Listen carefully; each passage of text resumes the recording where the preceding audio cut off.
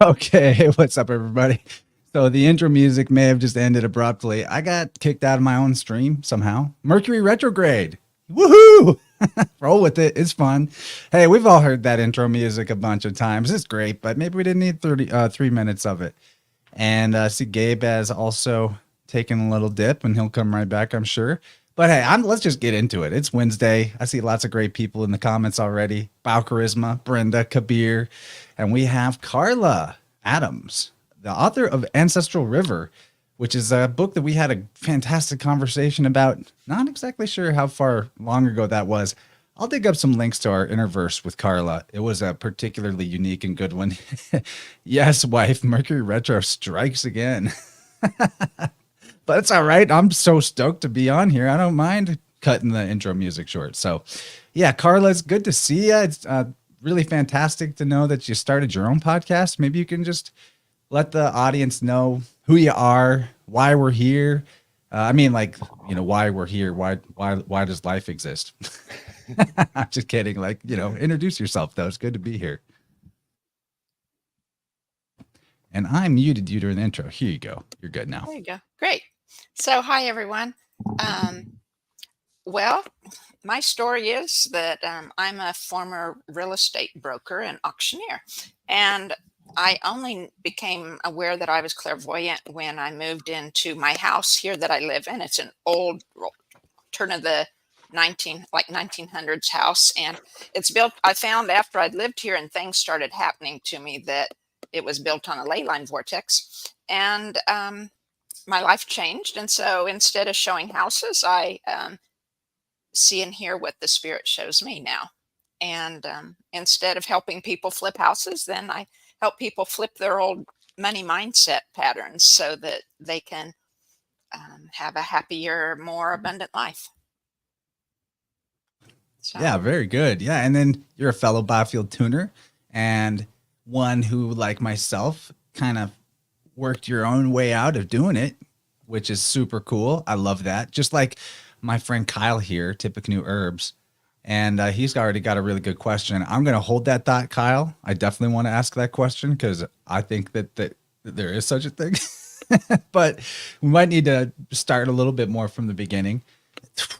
Man, really, like where to begin? Let's begin with you telling everyone about your new podcast. I think that's a good place to start because it's Okay. super exciting that you're doing that and you got some co-hosts. I want to know what the vibe's like, what some stuff is that you found interesting that you've learned through doing it so far. Yeah, let's do it. Yeah, well, I started the podcast last November. I like kind of run it, but I have two other co-hosts. One is a friend of mine that does Reiki and hypnotherapy and a yoga instructor. And the other one is an RN that specializes in women's gut health. And so we can cover a broad range of subjects. So with all that we do, because I love, I grow medicinal herbs myself and make things with them, for our health. And so we cover energy healing modalities. We cover inner healing, spiritual connections. I'm really big on connecting with nature, and I mean, just like ancestors talk to me, the trees talk to me, and the flowers talk to me, and then we also do holistic health and various, whatever topics are kind of in that range of things. And of course, I was really nervous to start with because well, in some ways, I'm like being an auctioneer. I was really used to talking in public, but it was a little different because, I always viewed it as people came to see what I was talking about. They didn't come to see me. And so it was a change talking, having to make things flow because like talking, making things flow isn't what I'm really huge good at. And so anyway, it's been a good learning experience. And I've met a lot of great people, and I've got more lined up for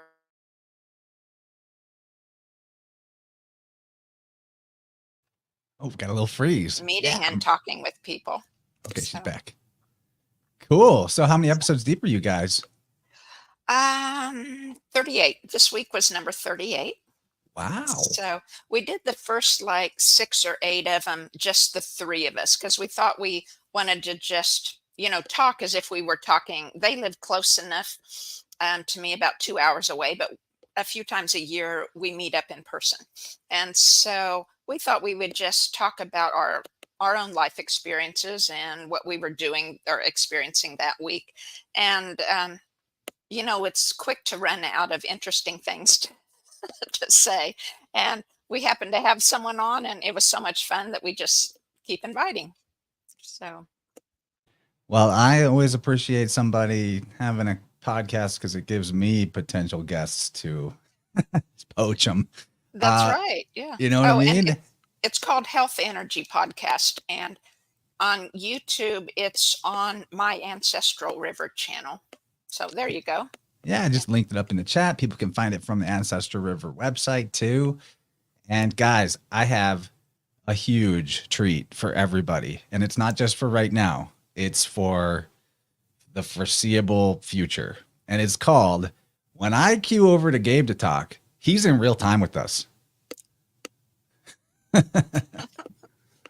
Give thanks and praise. Yes, I have a new computer, and so I'm no longer a robot breakdancer. I am now with even flow in the real time. So yes, I love that we're talking about the ancestral river, and it's just beautiful to commune with you guys smoothly and relaxed.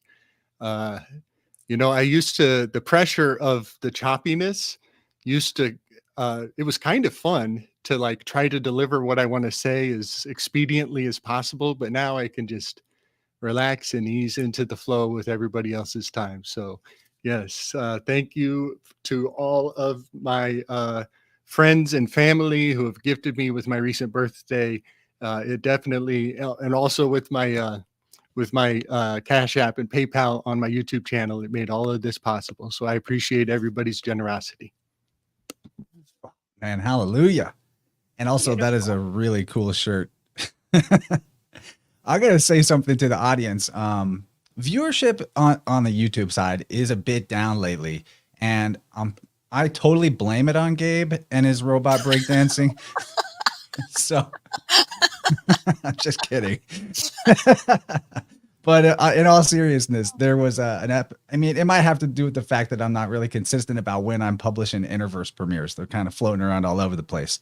I might sort that out. We might try to stick to one day, but I'm bringing this up because I just had an episode with a dude named Keith Thompson, and this was a podcast about, on the surface, maybe it wasn't interesting to the general vibe of people's take on this channel because it's about UFOs and about the contact experience, but it's really about the deeper levels of the psyche and the latent human superpowers that are evident through the contact experience. It's not about little green men from Mars and nuts and bolts spacecraft. So go check that out. Do what you can. Maybe share the channel with people that you think would like it. I appreciate that a lot. It's never been super easy with our little slice of niche interests on Innerverse and Vibrant to capture a wide audience. That's fine. I prefer the quality over the quantity, but we could use some new fresh blood, and we're doing it. Just thought I'd give you guys the heads up. Don't miss that Keith Thompson episode. It was very unique. You're not going to hear talk about UFOs and aliens or non-human intelligence like that anywhere else that I'm aware of, or I would have already been listening to it. So with that announcement aside, let's get into it, Carla. Let's hear about some of your recent adventures in tuning. One of my audience, Stacy, was commenting in our Telegram group that she's worked with you for a few years, which is a great endorsement. And I guess I know not why she's not come to me for a tuning. Yeah. I'm And just she's kidding. probably watching tonight. So hi, Stacy. Yeah, Stacy's super supportive. I'm just kidding about that. She's Yeah, she's really she's supportive. awesome. She's one of my favorite in the whole audience. So yeah, let's hear some tuning adventures.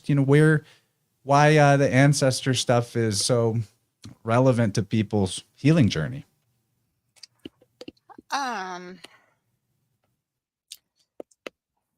well, I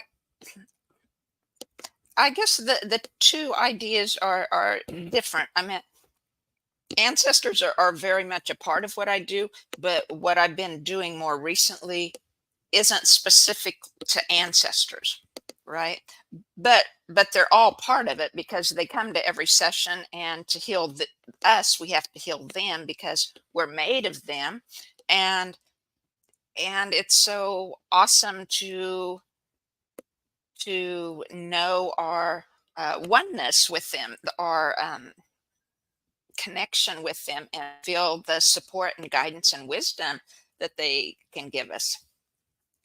But I guess one place where I was going, like I thought I was on the end of July last year on with you, and I thought I'd spend the year working on my marketing my book and working with clients, right?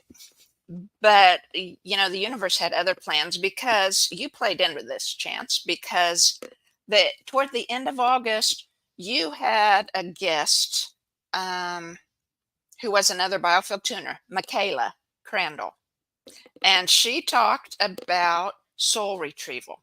And I didn't get around to listening to the second half, so I had just listened to the first half one night, and I thought immediately what I think of everything. It's like when I hear of something new, it's like, wow, how do I do that in the biofield? And so that was my first thought. So the next day, you know, I started tuning myself because I thought those pieces of consciousness that get stuck in time, like most of the time we clear emotions, right? Stuck energy of kinds. But those specific consciousness at certain ages where we had those traumas had to be in the biofield somewhere. So it was like, okay, well, universe, show me where to find them. And so I tuned myself and kind of followed Michaela's line of questioning that she did, because she did like a 10-minute session with you, right, Chance, asking you questions. I don't know if you remember. Yeah, yeah. And her, she's trained in Richard Schwartz's internal family systems method, right? So it's about like finding parts of yourself that have been isolated or cut off and working with them to bring them back into integration with the rest of the whole. And I want you to continue, but I love what you said about when you hear about a new modality, especially any very effective like parts based model of mind and energy, which I think those are all the best psychological modalities that you don't have to even be trained in it. You can just like take those concepts and fold them in to your practice. I do that all the time. Like not every session will I use everything in the toolkit, but sometimes I might actually have the realization, all right, the forks are not the thing right now. We need to talk to a fragmented part of this person's self. I need to talk to your inner 8-year-old or 13-year-old. And that whenever that comes up, it can be highly effective. That's sometimes the move. So I like what you're saying. I'm glad that you got a lot out of that talk with Michaela, and please continue. Well, what I found a pattern that was curious to me, and you would like this, Chance, being in the biofield. But you know how the left foot is specifically about being stuck or mired in a toxic situation? All the pockets of consciousness so far that I've cleared, I found under the left foot. Yeah. Yeah. Now I cleared the energy and dumped that energy into the left foot. That's where it wants to go. But that's not when the consciousness rejoins the person. It's like then I'm showing where to comb in, you know, what chakra of the body to comb in with the tuning forks or with my body and my voice. A lot of times I use my hands or my body and my voice. And so then I'm showing those, and I comb the first side, clear the energy on the first side, and it's always hitting those pockets that are related to that piece of consciousness, right? And then when I clear the second side, it's like when I cleared that last piece that was required to clear, you know, for the consciousness to rejoin the whole, then it's like the consciousness hops on the fork and rides into the chakra. It's fun. It's so well, to use the word special, but it is special. I mean, it's so beautiful because I've been encouraging them, you know, to to tell the part to rejoin the whole, to offer love and kindness and say how much you need them and things, which we do. We need to be whole. And so, yeah, it just hops on the fork and rides in. I don't know how it does that, but that's what it feels like. Yeah, I love the way you describe that. The Eileen talks about it being almost like clicking and dragging when there's energy. And it looks like Gabe wants to cut in, so I'm going to get you in here, buddy, in real time. This is amazing. Buddy.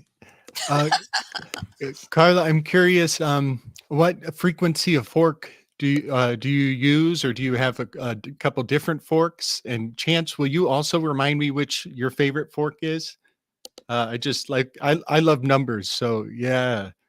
Can you guys just bring me back up to speed? What type of fork?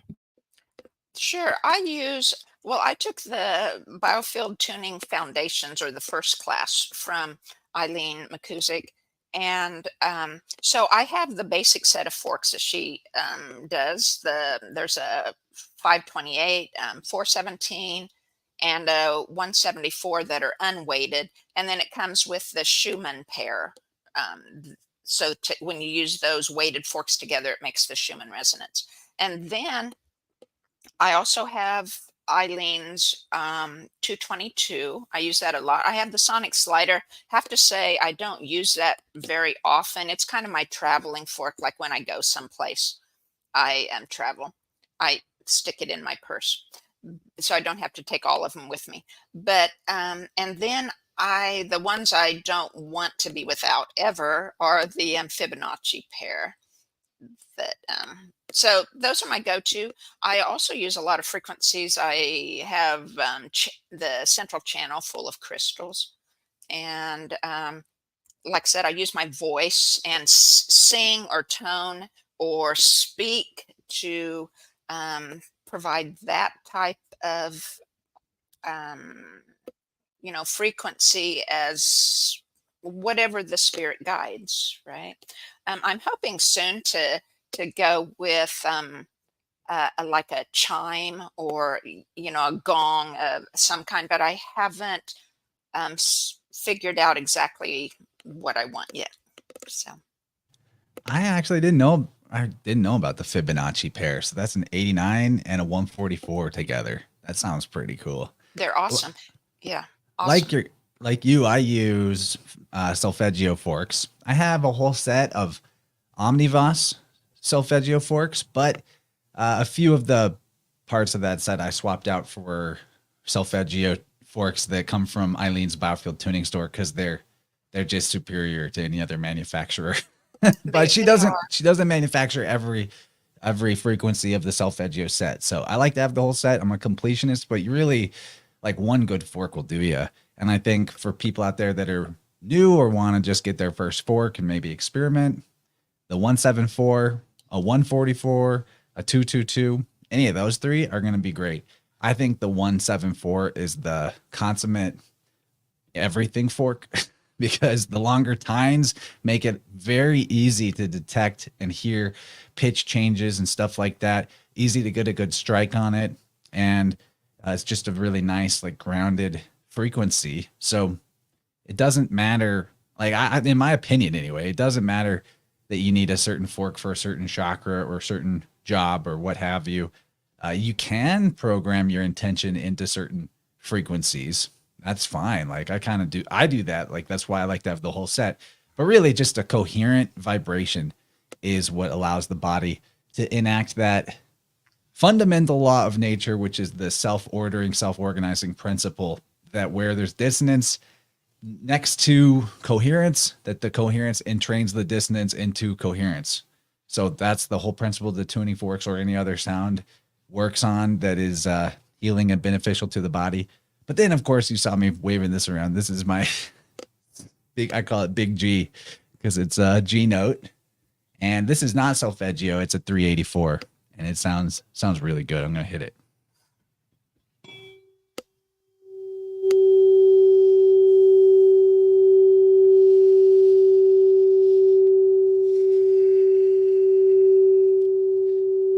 This would just go for like the next 5 minutes. So, maybe we'll do that later. I thought Perhaps we might even do a little group tune up. But since we're going to be talking about the biofield a lot, and Carla's specialty is the Ancestral River, I realize it's probably a good idea to recap again what the Ancestral River is and where it shows up, how to access it. And I thought, I could answer that question, but why not have my guest talk about it? So what do you think, Carla? Well, the ancestral rivers, specifically themselves, is how Eileen had named the streams of energy that run down both sides of your body, about 10 inches away from your body on both sides. So, like your mother's, and they contain the DNA information from each of your parents and all the ancestors on that side of your lineage. And so the left side would have your mother's ancestors, your mother and the ancestor, and the right hand side would be your father's and theirs. It's not always direct ancestors like parents and grandparents. It can be any parent figure or grandparent figure. And it can be also what I work with, relatives also at times that don't have children of their own, that come to yours because they know you're helping them. And so those are found. And like specifically children that have died of your parents or grandparents are there too, to clear. But I don't work specifically in the ancestral rivers. Most of my ancestral work is done in the ancestral biofield. So like our biofield is like 5 to 6 feet away from us in every direction. So like 10 to 12 or 14 feet in diameter, right, total. And then 2 to 3 feet above your head and below your feet in the toroid shape of the biofield. And from that edge on up to about 30 to 35 feet from the body is your ancestral field. And it contains all the information, life records of all your ancestors, your direct ancestors, from conception and gestation and birth at the outer edge to their point of death or current day for the ones that are living. And then there's like it kind of varies per person or per biofield, but about a 1.5 to 2 foot gap, sometimes a little more than that, between what I call death energy and where the individual biofield would start again instead of the ancestral field. And so many times I'm called to work just in the ancestral field. And so I work in that clearing energy up until the edge of the individual's field, and then I work in the individual field. So, and usually when I do that, then it takes the place of the ancestral river because I'm working in the DNA information already. However, like in a client session I had today, I was doing both. It definitely, I was clearing a lot of pockets in the ancestral, cleared in the individual's field, hit the ancestral river on both sides and worked. And so, I don't know, does that answer questions? No, I think that's a great way to help people conceptualize this. Like, people that follow me are pretty aware that the biofield is sort of like the rings of a tree. And the further you go away from the person's body, the older they were or the younger they were, where that energy is represented, just like if you cut down a tree and looked at the stump. And your work and exploration is super interesting because it makes sense to me that we're a continuum. We're not really these isolated bubbles that are, the energy is not created or destroyed. So there is this record of our ancestry that goes way back. I'm also fascinated in you mentioning that parent-like figures can show up in that part of the field. I actually had an experience with a client recently that proved that to me, and that was a little new to me. But I want to say too, because this is an audience of practicers, practitioners, fellow energy workers, and just all around scholars of holistic and and mystical information. So the way that you're describing the Ancestral River is accurate to your experience. And I think that if someone out there were to go looking for it in that way, they'd probably be able to verify it as you describe. But on the other hand, our biofield energy is a mental form of energy. So it can be a bit mutable to the way that we're looking at it. I liken the entire biofield anatomy to a language. So, and this is my take. I'm not speaking for like Eileen McCusick or the Biofield store or whatever, but my take is that our concept of the biofield anatomy is like a language. It's like an intellectual scaffolding, if you will, that without the scaffolding of language, complex ideas simply can't be communicated. It's necessary to have language. And our bodies are, without a language to speak, they're kind of limited to more like just the spectrum of emotional feelings and maybe like yes or no responses. So with the biofield anatomy as a framework, you are able to ask and query questions of somebody's energy field, of their soul, of their larger self, and get more complicated or more specific answers. And that's my understanding of it. So in that sense, there could be a somewhat imaginary aspect to the biofield anatomy, but that doesn't mean it's not real. It just means that it's like imaginary the way language is imaginary.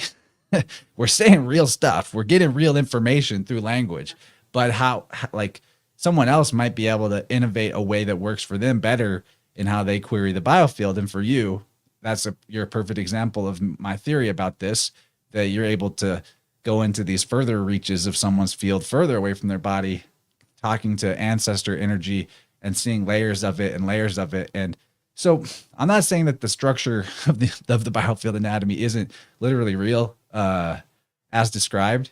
It very well could be. It seems that way.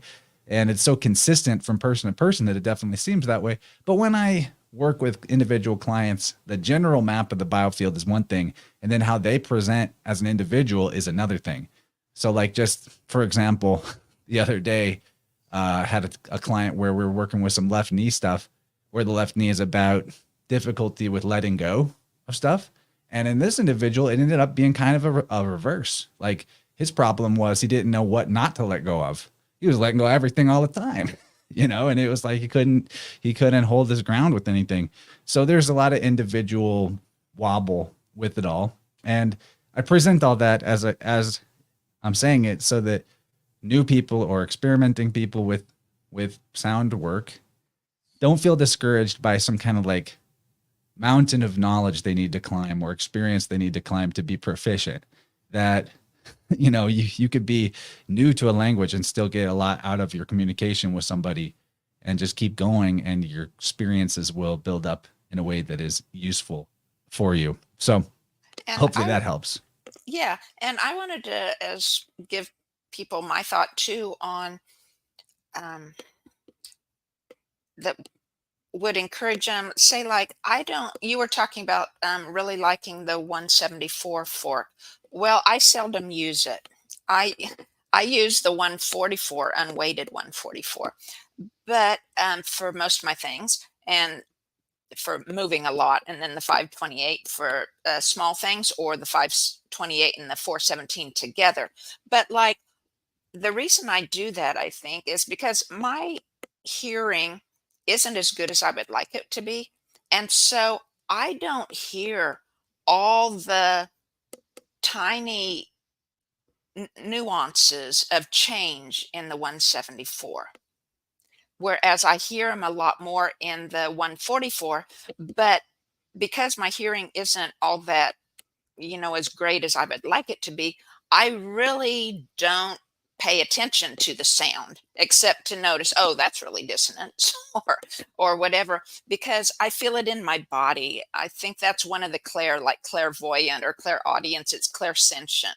I'm the same That's way, Carla. That's the knowing, but it's like my body feels it. And yeah, if there's like if the fork just screams at me or does something really weird, I'm not going to ignore that. But I generally am paying more attention to body cues too. Mine's in my head specifically. and it's super consistent. So that's another really good point for people that one tuner's method is not another tuner's method. It's like super customizable, and that's part of the journey, like figuring out of just practicing and playing around to figure out how you get the info. Super good. What do you think, Right. Gabe? What you want to talk about ancestors a little bit, or any of the things we're bringing up? Absolutely. We have a friend sometimes in the chat. I'm not sure if he's here today. James Keplin, in my Telegram, he left a quote the other day that totally was sparked in my mind that I want to share.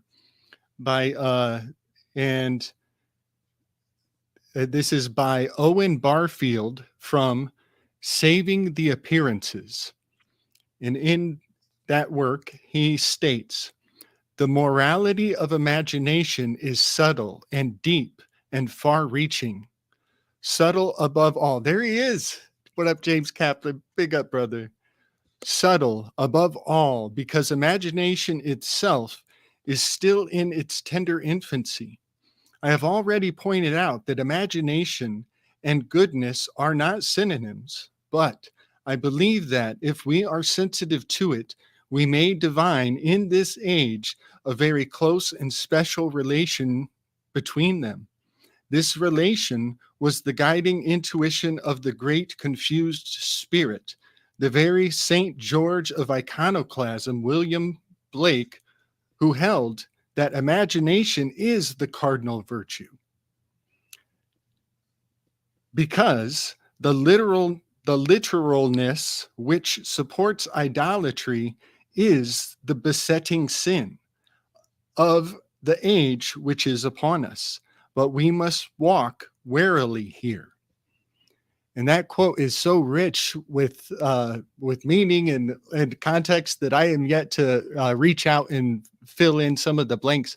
But I absolutely love the idea of imagination as the cardinal element. That is so fascinating. And with so many words, like, the word myth has been dismissed or scooted off, and it somehow has become synonymous with a lie. Or people project the assumption. Same thing with imagination. It's been synonymous. I always have to make these caveats when I'm talking about these things, as if I'm defending imagination, when it's the thing that needs the least defense of all, because it's the origin of the all. What you're talking about, William Blake and other mystics like him, they all are trying to point at the same truth, which is what the idolatry of literalism has concealed, that thinking, imagination is not a form of thinking. All forms of thought are forms of imagination. Imagination is all thought is imagining. There is no, this is real thought and this is imaginary. There's no such distinction.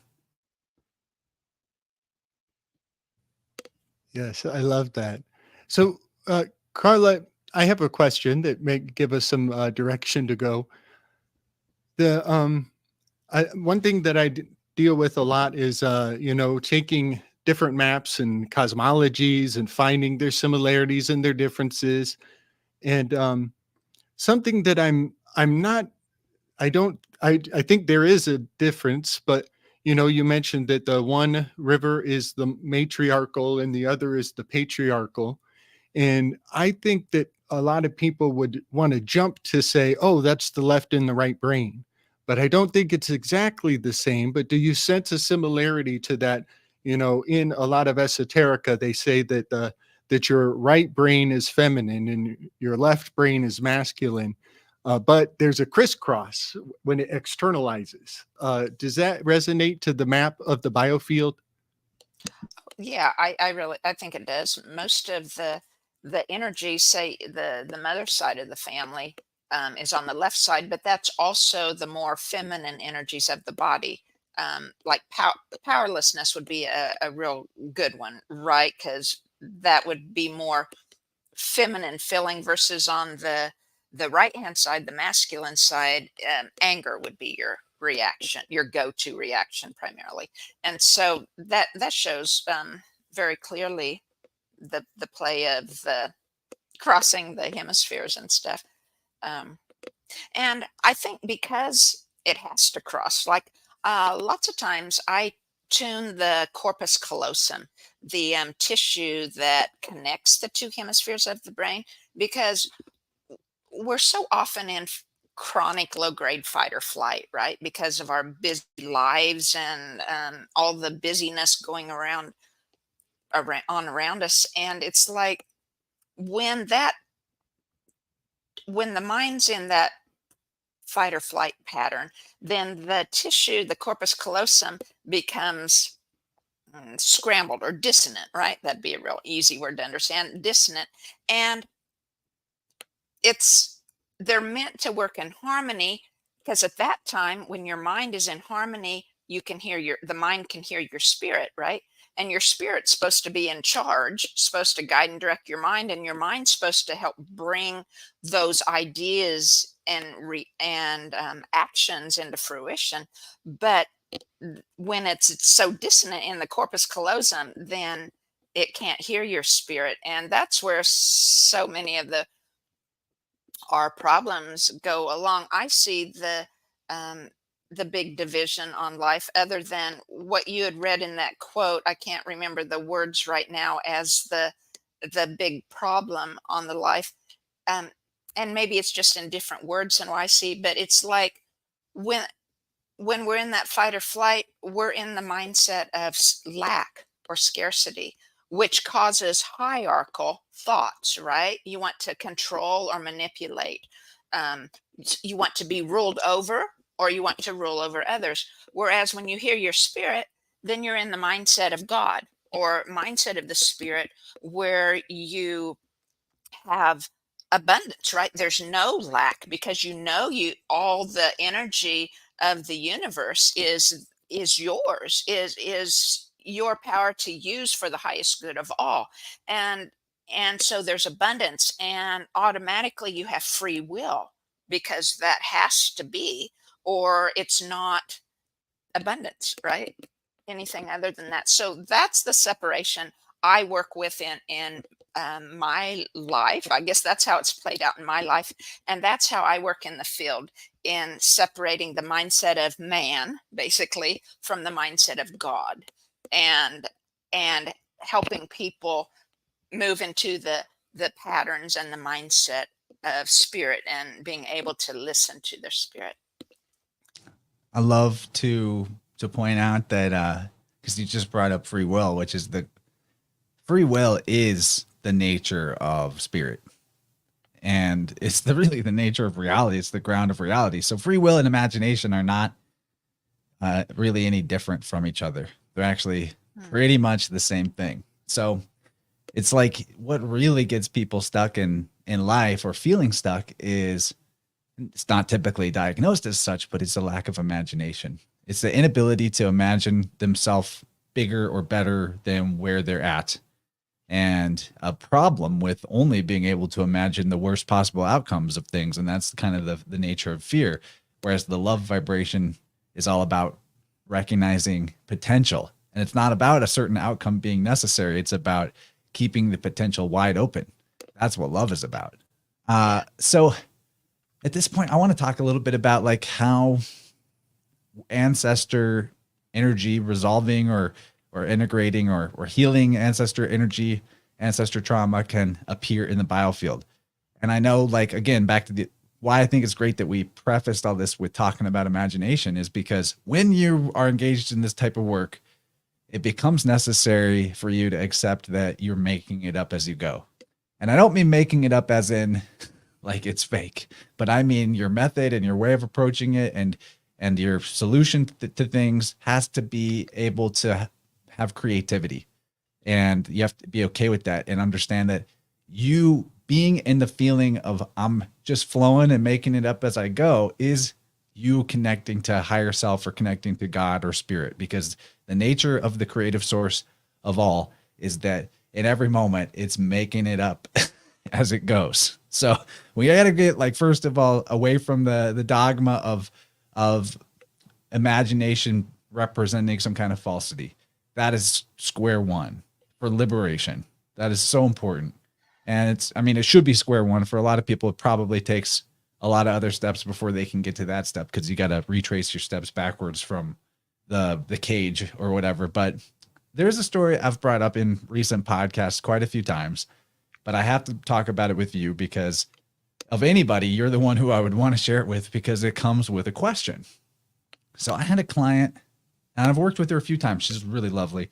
And she started coming to me the first time because of a sudden onset of a heart palpitation, tachycardia, kind of like panicky, elevated heart rate situation that was scary, and didn't know where it was coming from. She was otherwise in good health and had good habits and eating and everything. So started investigating it in the energy field, and there was multiple facets to work on, and I actually don't go out of my way to investigate the ancestral river or inquire about ancestors. I pretty much just let it come to me if it's going to show up. And it doesn't even show up in every session for me. But what I came across with this client was I hit the ancestral river on the maternal side. I got a strong dissonance there. And as I investigated it, I started to let the information of what's there come into me and do my various tests about, like, is it this or is it that? Is it, is it a grandfather, grandmother, et cetera, et cetera.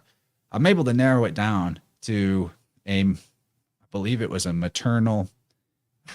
Actually, it might have been a paternal. I don't remember now the specifics. I have, the notes, but it was a grandparent, a specific grandmother.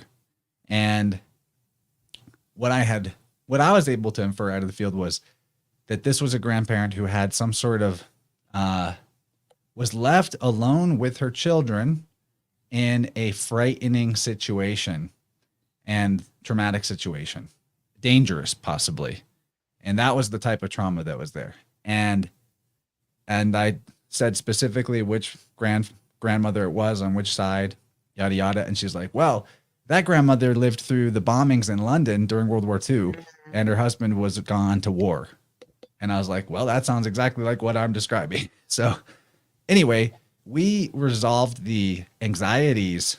So what was going on for her was there's a lot of relationships in the field, but as a mother of multiple children, I think there's a little bit of stress of feeling like overwhelmed by the duties of being a mom, which the ancestor had that situation, but in a worse condition. So there's a bit of triggering there.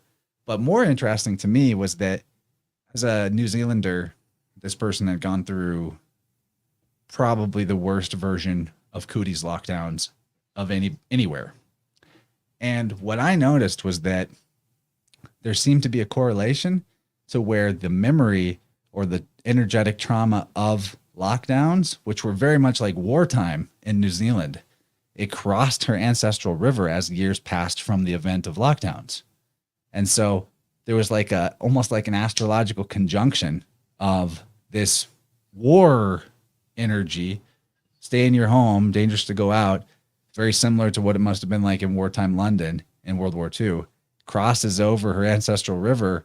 Those two things with similar energy, similar trauma patterns, conjunct, manifestation of this heart issue. Mm-hmm. So I wondered if you, in resolving that, she went from like a high level of problem with the heart issue to a very much lower manageable problem.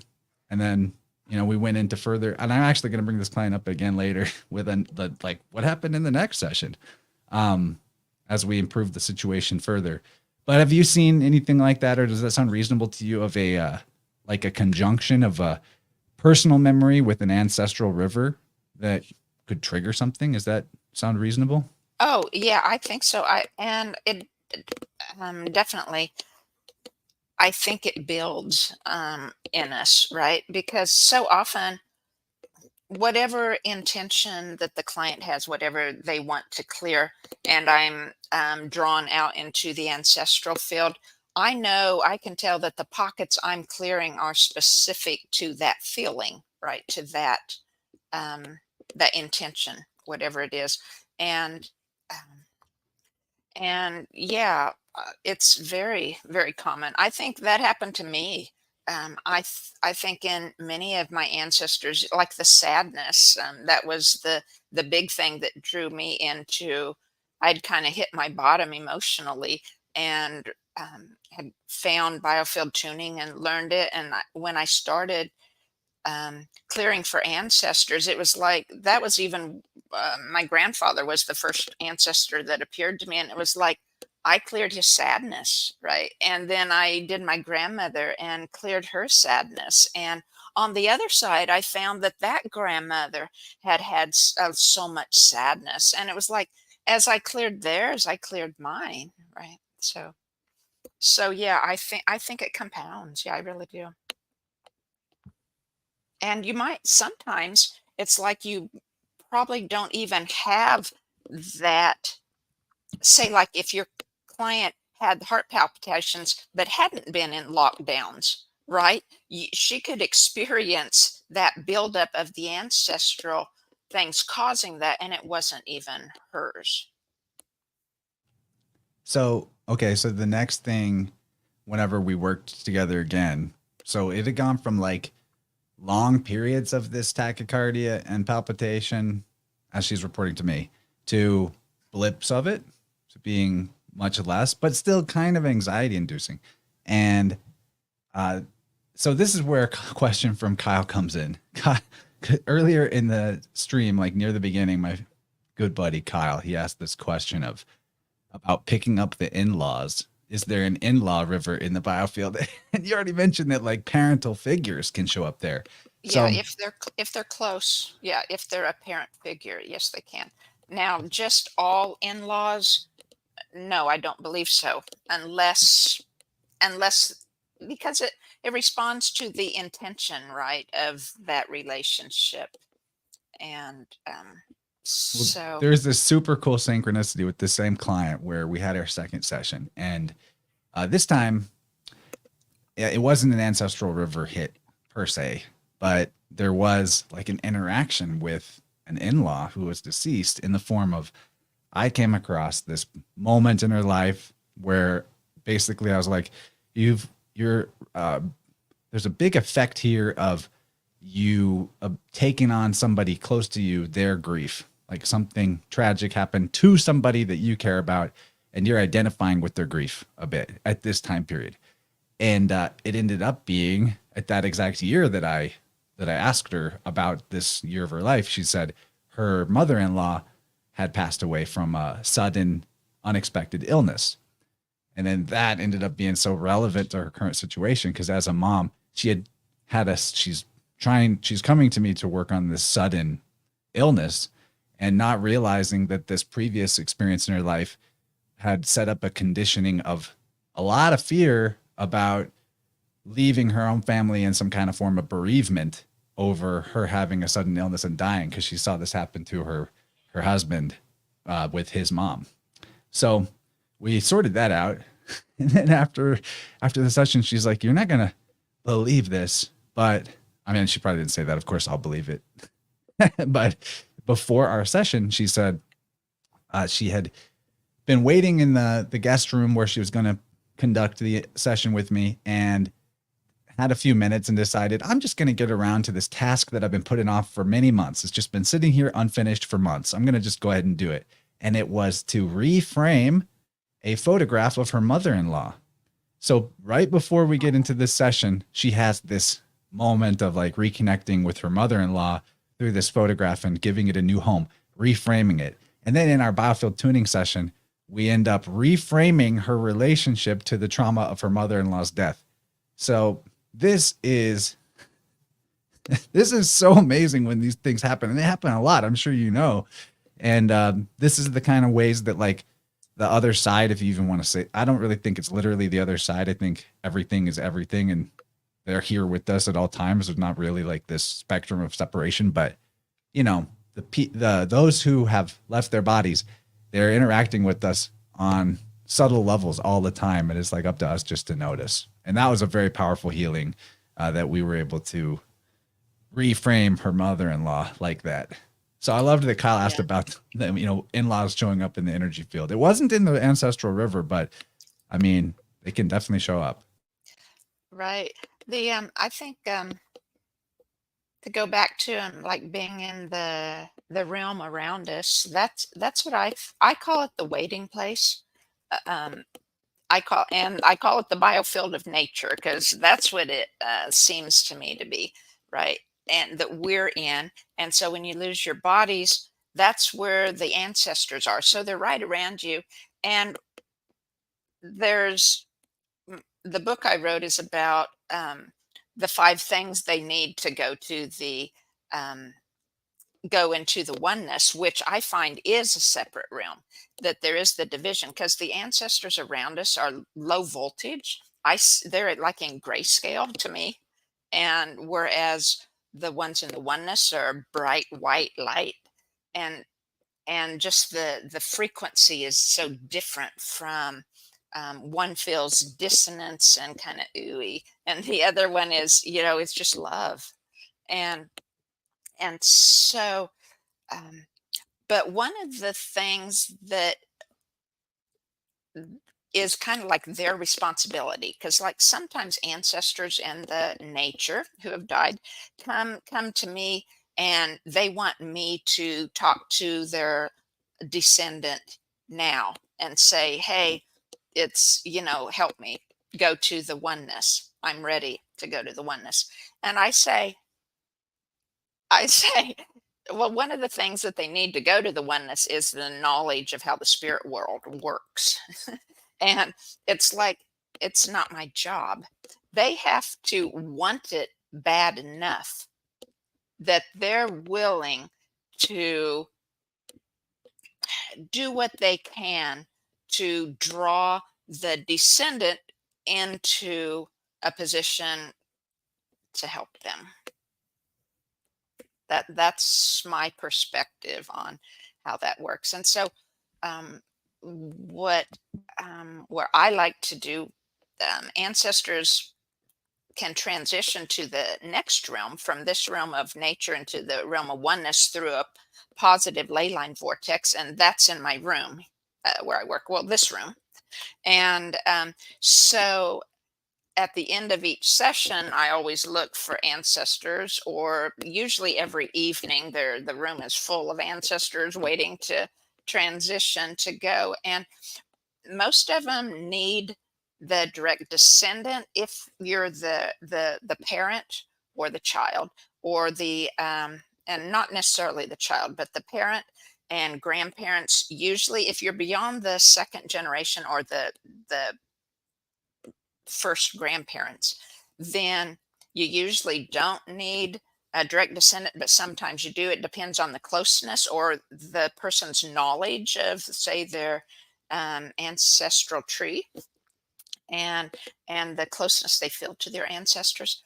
But anyway, so then they transition into the oneness through tapping into their energy within us.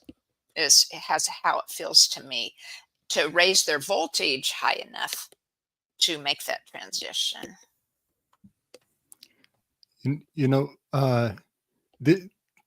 This topic is touching on some topics that I've been talking with some friends recently about.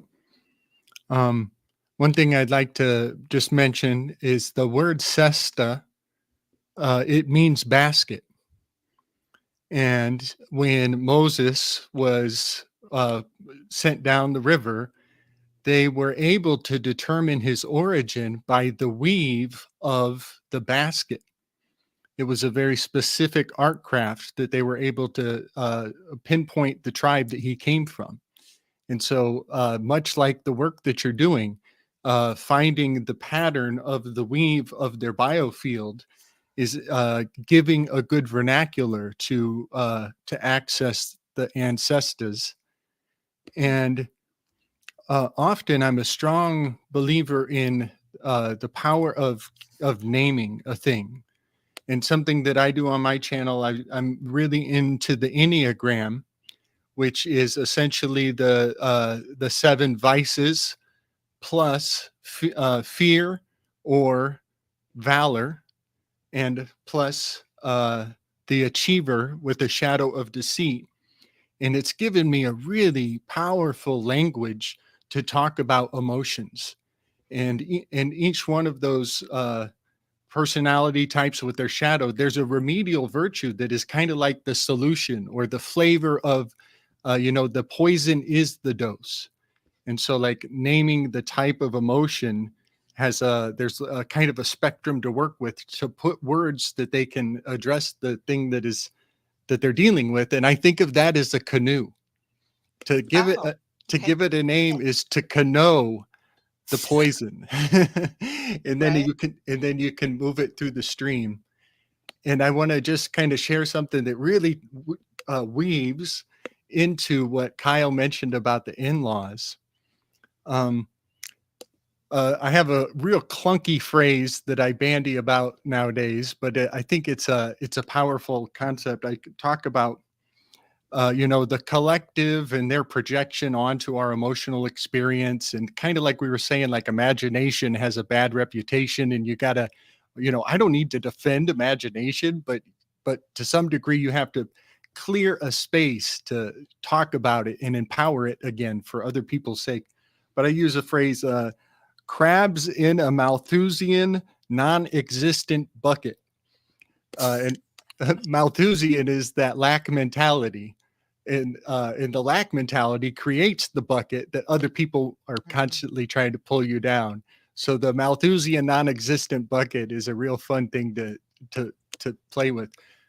And once upon a time, I had essentially separated from my child's mother.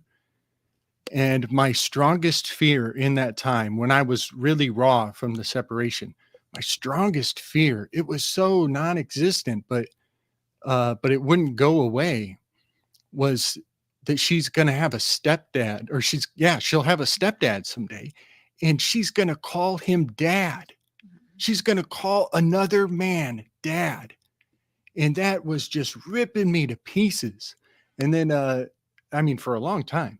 But then I think it was some cartoon, some kids show with, like, how they give real great morals in kids cartoons.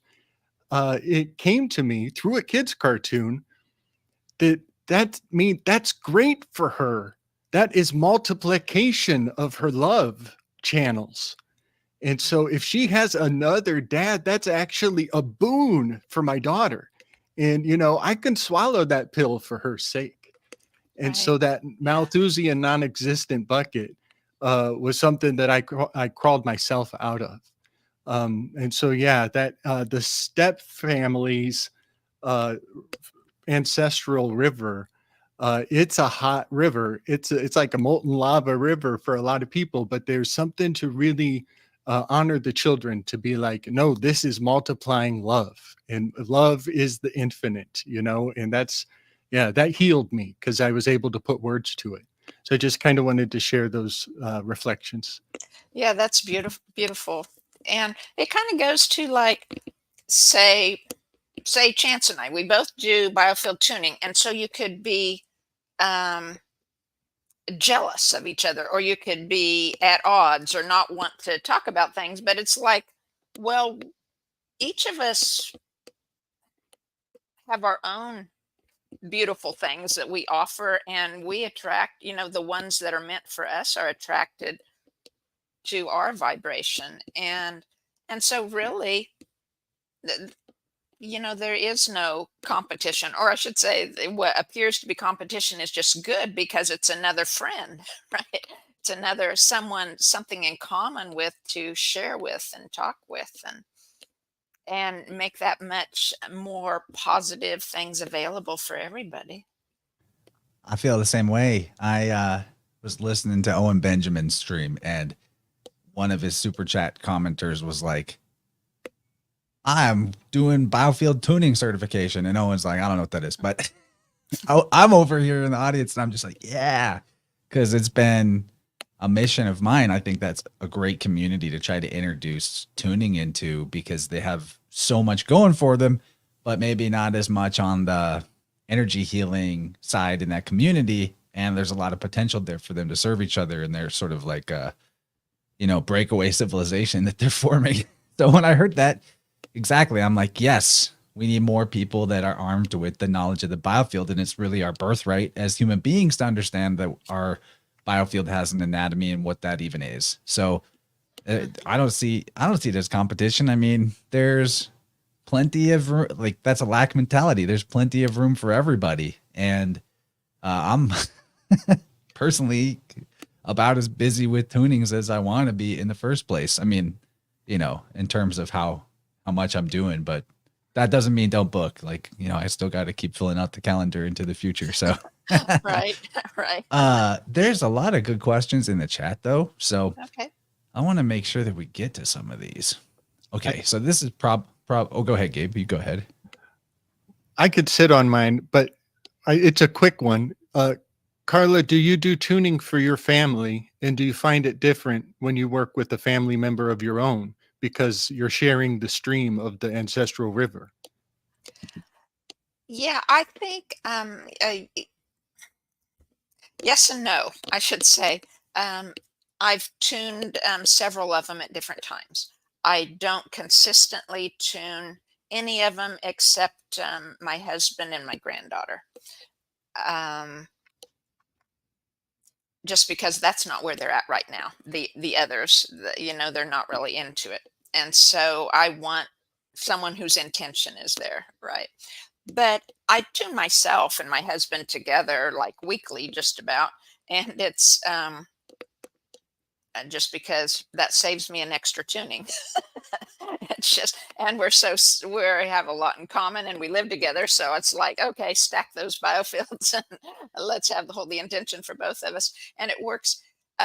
Tuning yourself, just like tuning a relative, is effective, but it's not as effective as if you received from someone else, or if a relative received from someone else, because like me doing the tuning or anyone doing the tuning, you're in that, right? So Too much skin in the game. I'm tuning and I'm feeling it at the same time, and it's hard to draw that distinction. And so when I hit a pocket of stuck energy, it's like it's really hard. I mean, because I feel it in my body, both from the fork and from being in the field. So I would say it's probably on average maybe half as good as being tuned by someone else, but it's still valuable. I mean, you know, there's a lot to be said about it's free, right? You can do it at whatever time frame works for you. You can do it for something very personal that you don't want to share with someone else. All those good things. And it's, I mean, I learned it, I use it both as a learning tool, you know, to practice on myself first. If Stacy, who's listening, doesn't want to go first, or if I have to wait too long for her session to do her first. But otherwise, it's also, I use it as a meditation, because you're working in spirit and I'm tuning my spirit, or tuning my body to spirit. And so I use it as meditation, and I especially like it on a rainy morning, because the vibrations of the rain or the snow, I mean, snow works too, just are beautiful, and it highlights so much. It makes it much more intense. Like if you're tuning in a thunderstorm and there's lightning, look out, you don't know what you're going to find.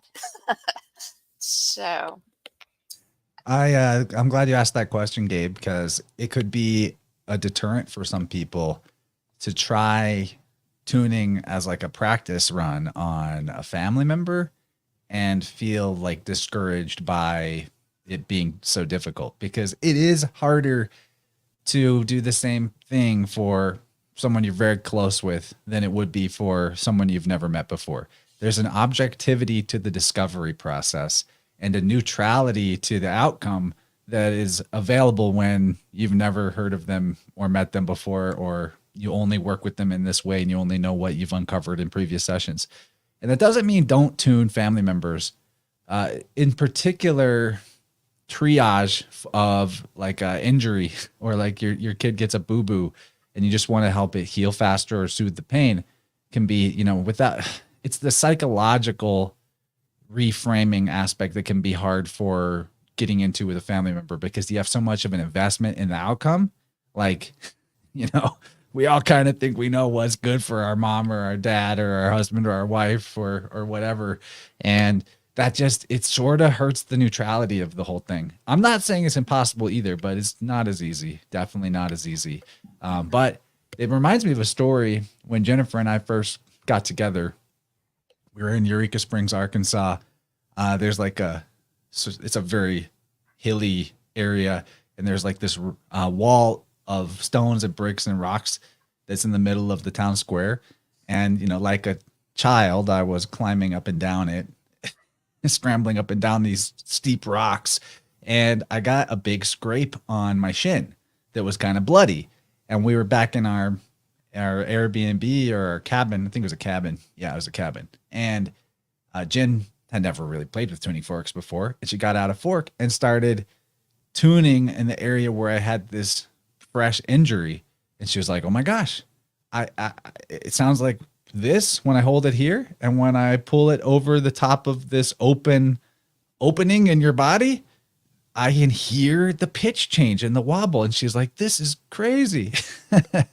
So that was a pretty cool experience. So definitely don't feel like you can't do good for a family member, but don't be discouraged by if it doesn't quite have the results you might want in terms of fixing them. Because that's sort of the thing, is like, you're not neutral if you're trying to fix them, right?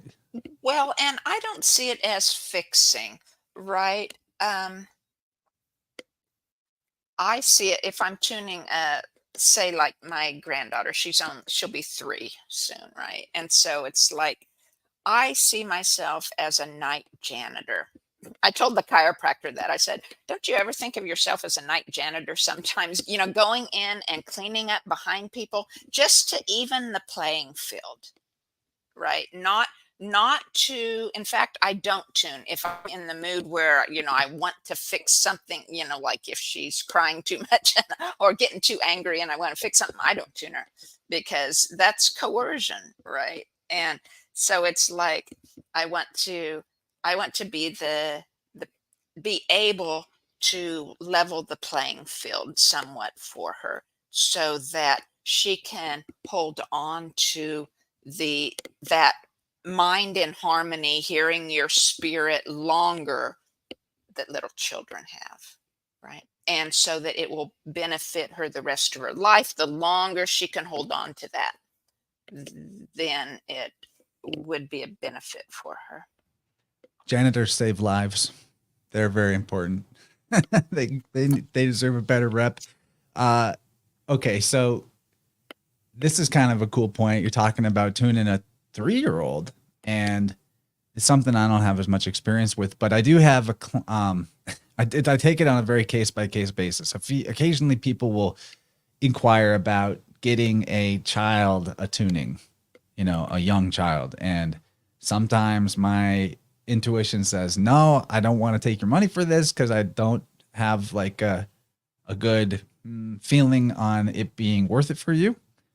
Because my style of tuning is very like getting down into the languaging of your personality matrix. Like, that's kind of how I roll. I tune beliefs and stories more than energies and emotions, generally speaking. But there have been a couple of times that I've done tunings for children when I felt like it was right in an intuitive sense. And so how I've approached that, which is a cool tactic that someone out there might want to hear and possibly try, is you get the kid, and this kid is like 5, I think. You get their permission. You tell them what you're going to do. Like, I'm powering you up, buddy. It's going to be great. And then you just let them go, do whatever they want after the permission is established.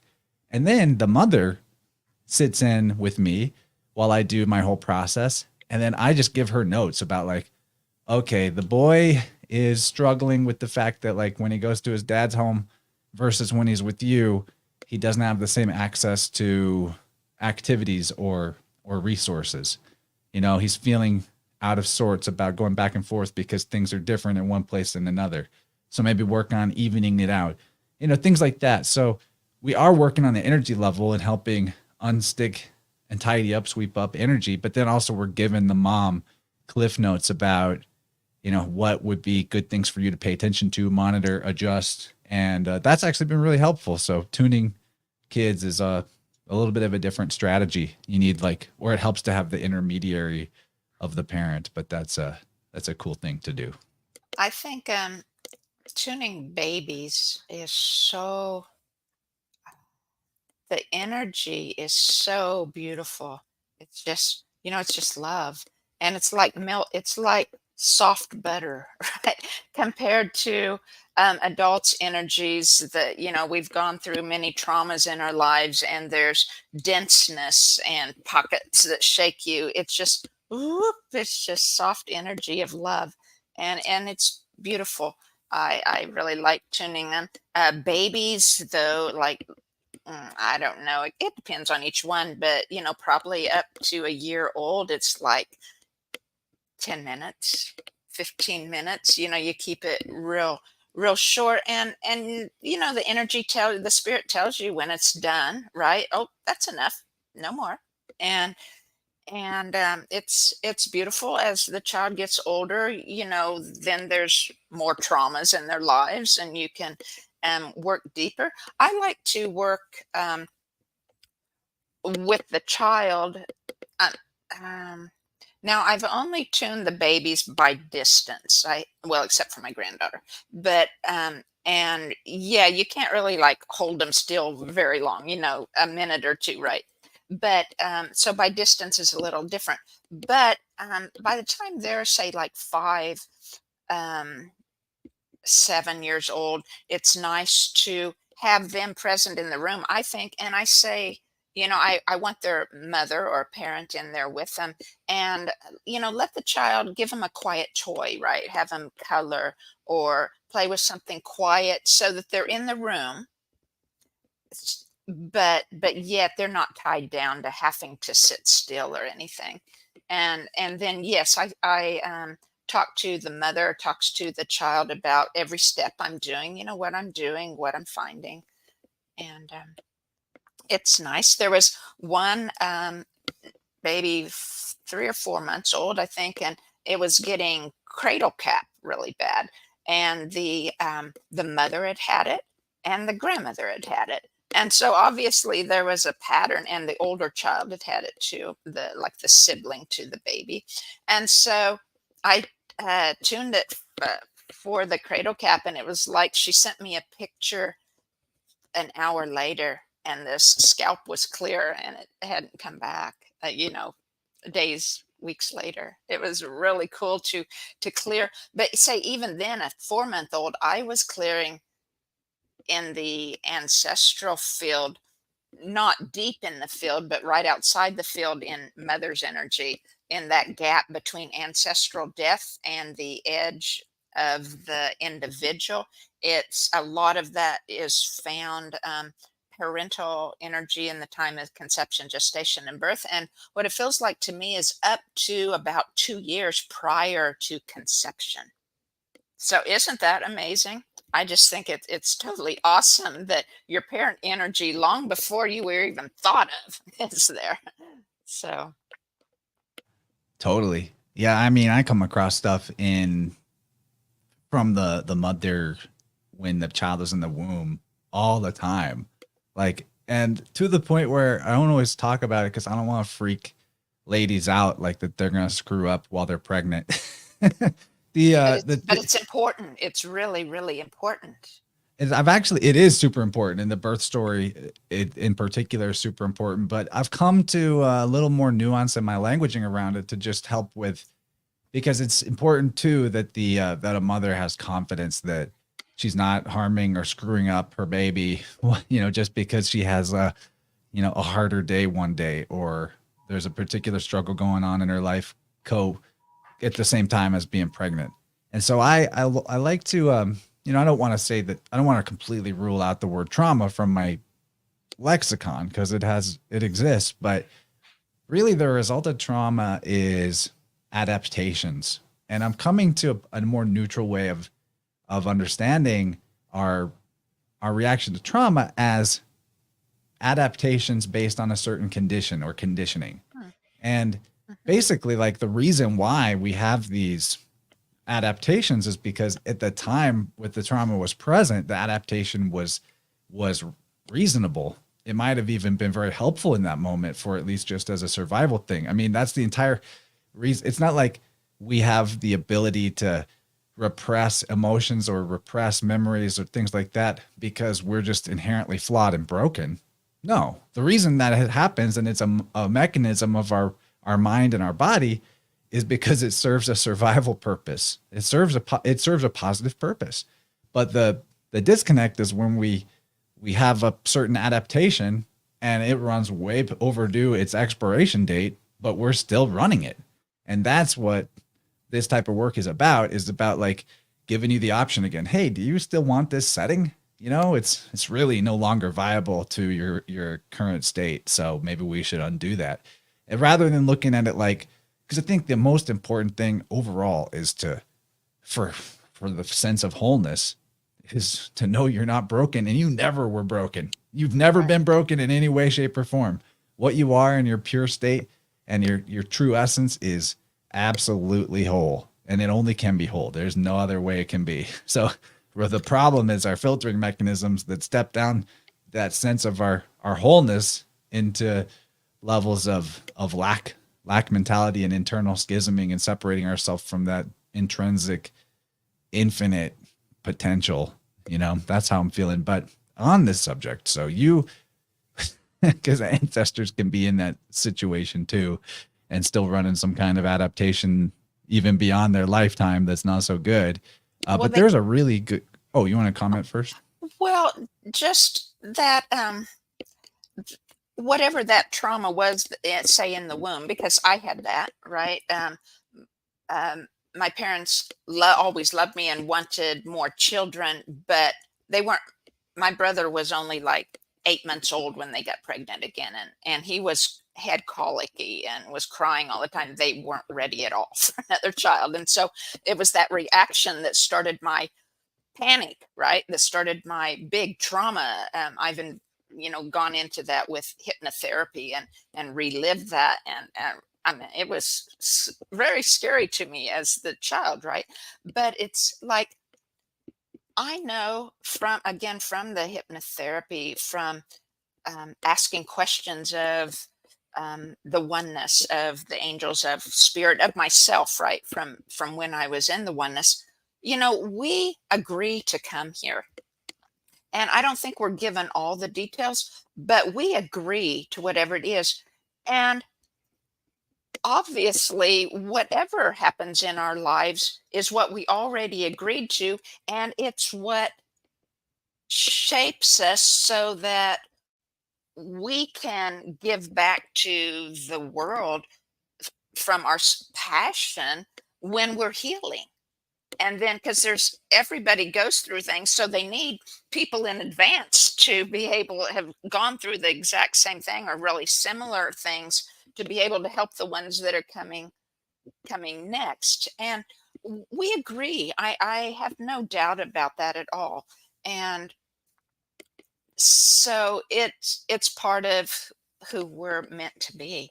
And the universe, in a wonderful, awesome way that is easy to say and hard to hear if you're going through a trauma, but everything works for our good. And we chose it on a level. It's all free will. We chose it by our own free will. But that goes back to what I've been doing recently. It's like I found out, when you get to the point where you're trying to heal and you're healing and, working on you're trying to evolve, right? Trying to get rid of the old patterns so you can be the person that you want to be and have the life you want to live. It's like I'm dissolving slavery yokes that hold us in the subconscious, and I'm canceling soul contracts, right? Because you get to the point we're not meant to have those. We agree to have them. They're part of a human life, that you're going to have the ups and downs. And there's a lot of things in back in history, like long millennia ago, spiritual things that were done, that raised the child in the way they should go. That was Especially certain sects, Carla, like certain religious sects. I kid you not, one time I was tuning a dude and I got the impression of a ball and chain around his oh, ankle. And I absolutely, was yeah. like, okay, what's this? And I followed it to where it ended. And I was like, all right, what kind of like super heavy duty commitment did you make at this age? And he's like, oh yeah, that's when I joined Buddhism and I made a vow to reincarnate as a Buddhist for 10,000 lifetimes. And I was like, Jesus, do you want that anymore? He's like, no, I don't want that anymore. I was like, well, it's really heavy in your field. We should get rid of that. And that Yeah. can follow you across lifetimes.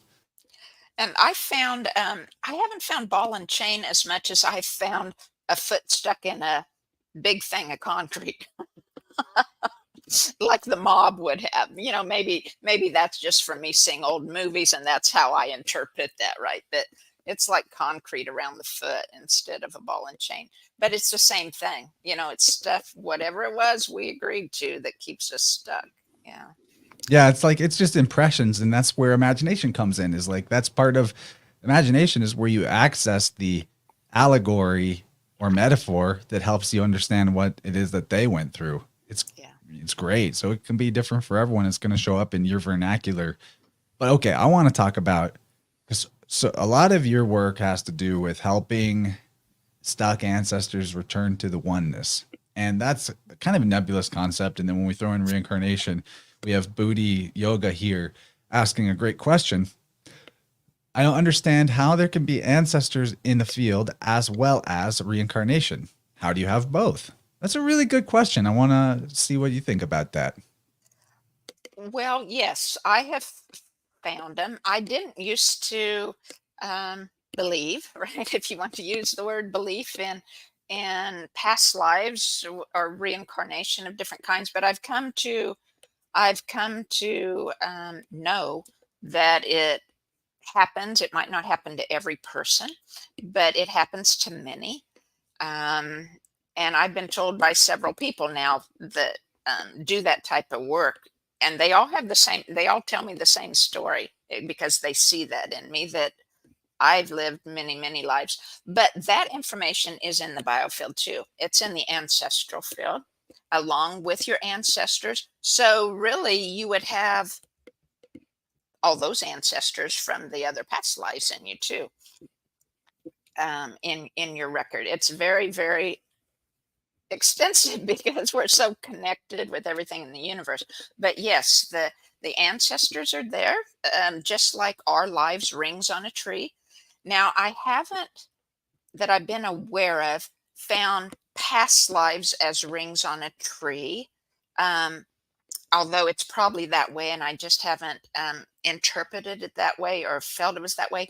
But I found definite pockets of it, and it's like what you hold in your mind, you'll find in the field, right? Whatever intention it is that you want to find, that, say, ancestors or past lives, then if you hold it for past lives, you'll find that. If you hold it for ancestors, you'll find that. I have something about this that I'd love to share. And this is it's heavy. It's really heavy. When I had my daughter, we had roommates who were very helpful in raising our child at her most early age. And, we felt very special as new parents. And the roommates, they were a couple, and they were wanting to bring a child into the world as well. And while they were making the effort to make a child together, they did get pregnant. And in the time that the news was fresh and we were like, oh, we're going to be co-parents, fascinating thing happened. We actually had a bear. We lived in the mountains in Colorado.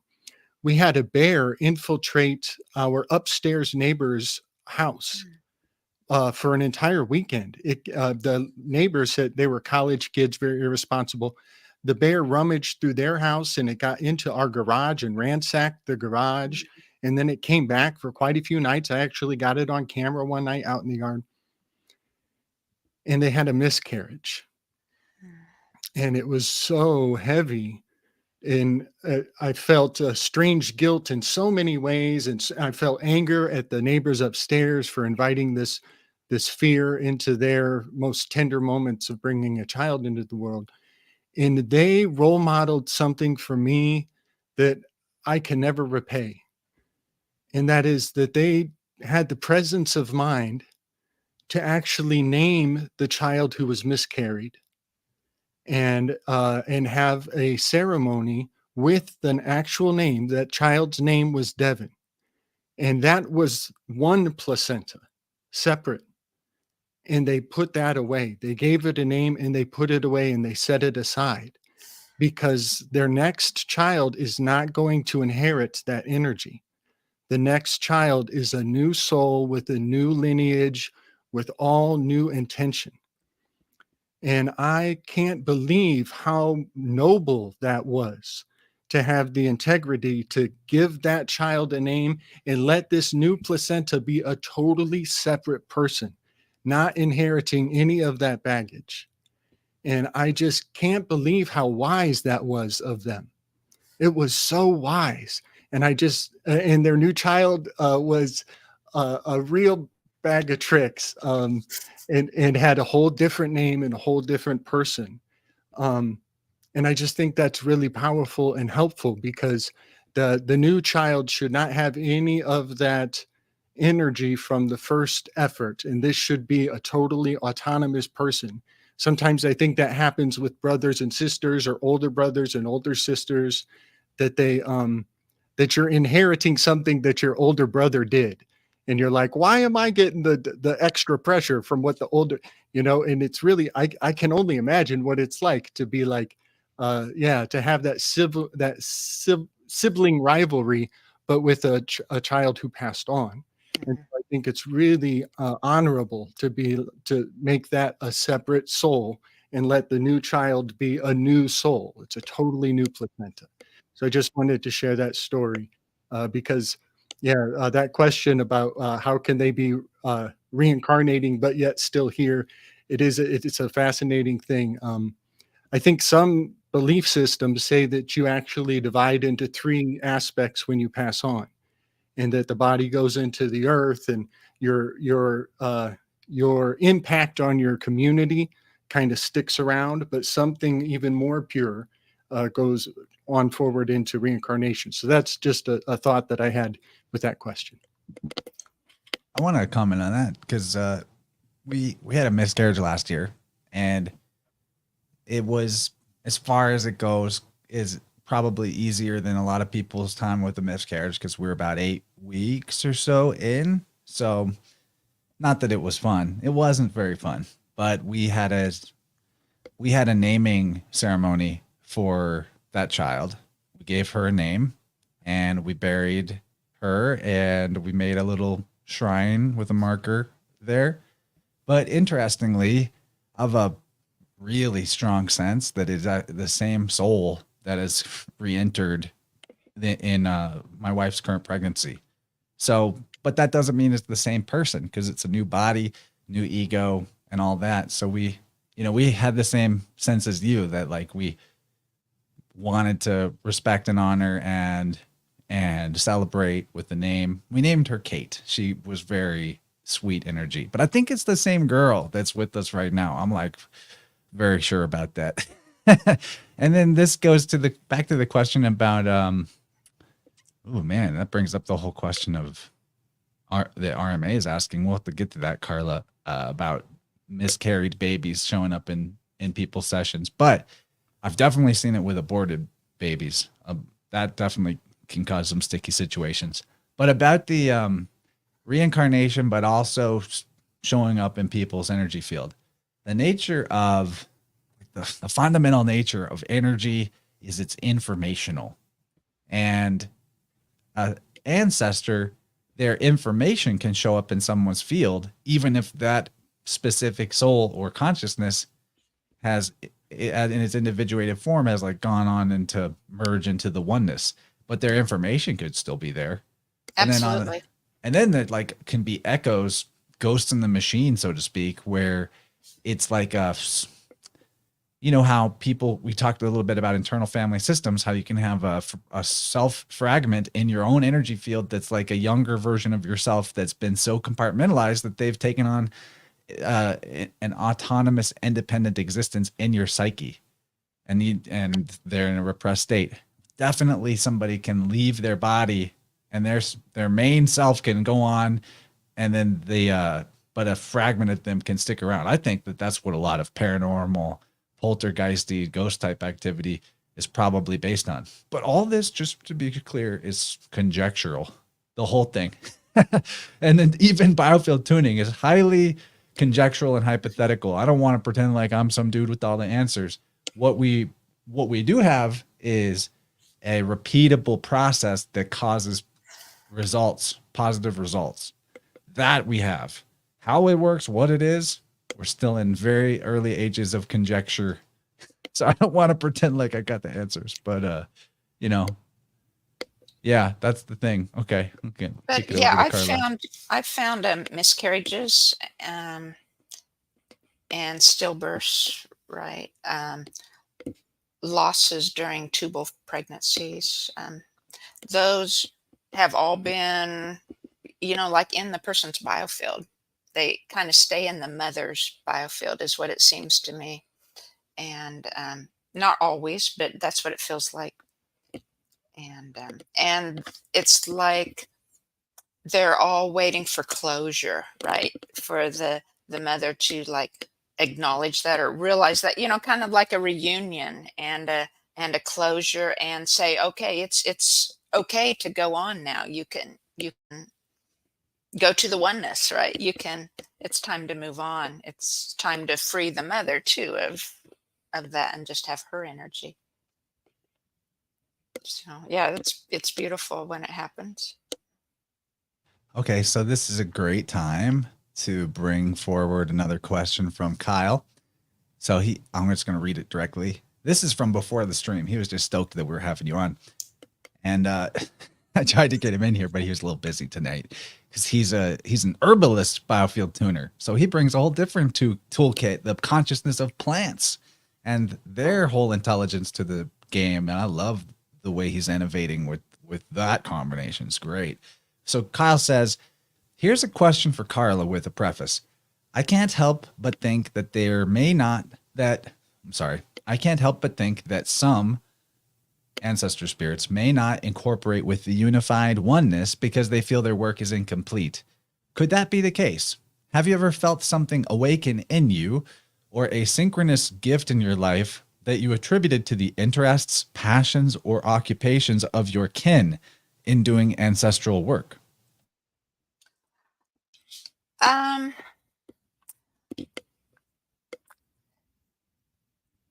I've had ancestors that I think waited in the oneness so that I could help them, so that I could have that experience and learn from them. And so then I learned from them as they're in nature, but then they go to the oneness and I learn from them in oneness. A lot of times I've gone into vision of in their lives as if I'm that person.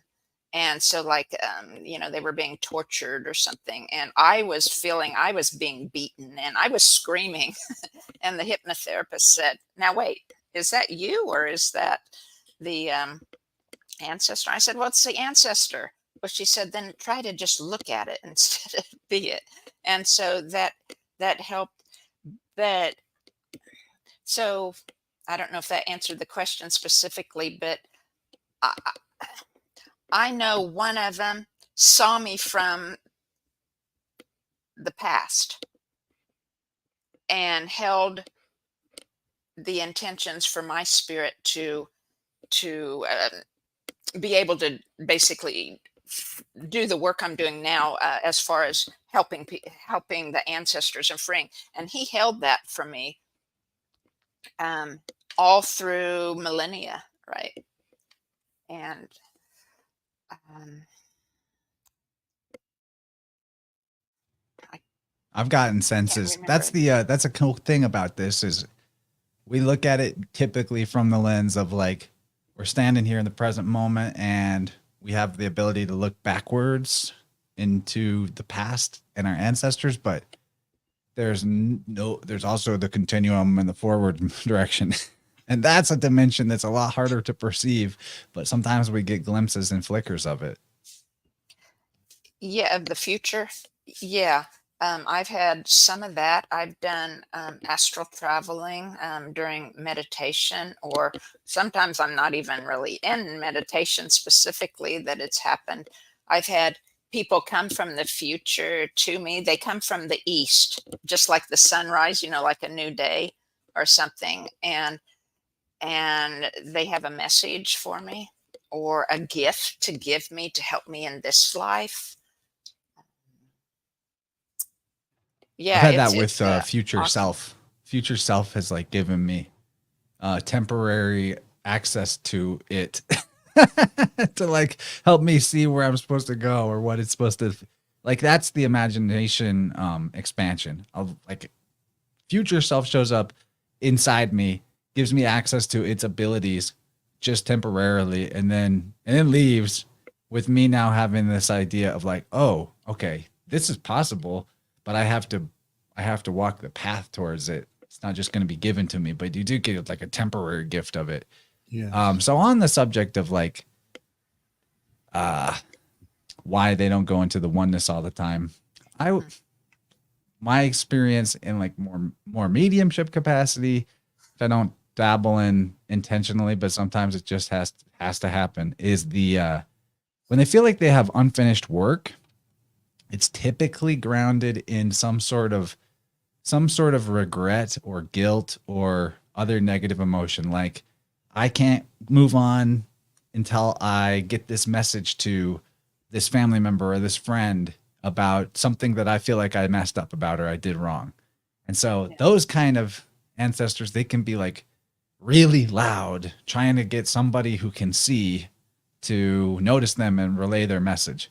And they're a bit of a pain, honestly. And But there's two other types of ancestors, that I've noticed, at least two, I should say, that haven't passed over. One is those that feel they can help more from nature. They don't realize that, once they have the mindset of God and once they can access everything, not just the biofield of nature, that they can help all the more, right? And so they think they have to stay here to help, because like their mom needs them. If it was a younger person, their mom needs them or their child needs them. There's that. Sometimes there's ties to a specific trauma of some kind that keeps them very stuck. And the other kind is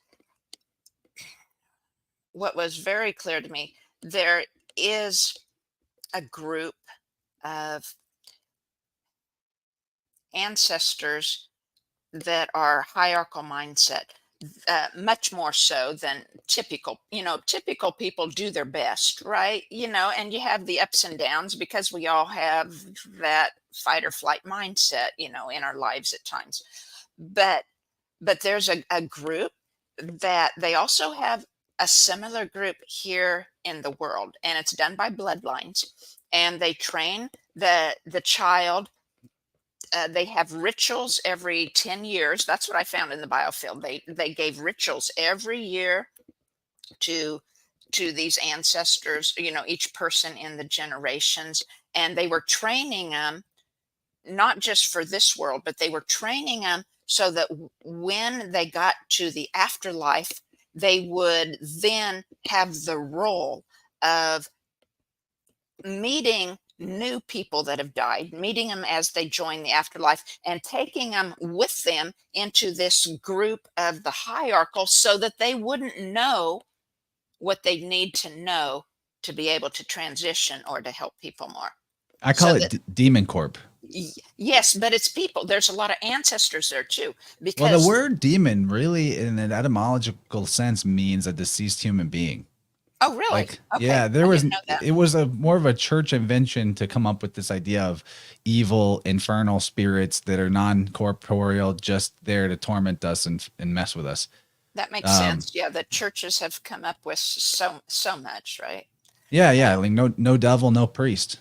But Gotta like I have a have devil. this, yeah, I have this rule when I work that unless an ancestor is ready to join the oneness, they really want it and they just need whatever it is they needed cleared in that session to go, they have to stay outside my house. They cannot come in my house or the house of the client that I'm working with, right? And so, like, if I'm at the outer edge of the field, then I was in this one session with this one client who had this hierarchical, like demonic group, you should say, that met people. They were trained in their life to meet people at the edge of death and take them so that they couldn't transition. This is And crazy that you're talking about this because I've come across the same thing, and it's like it's been super hard for me to ever find anyone to talk to about it.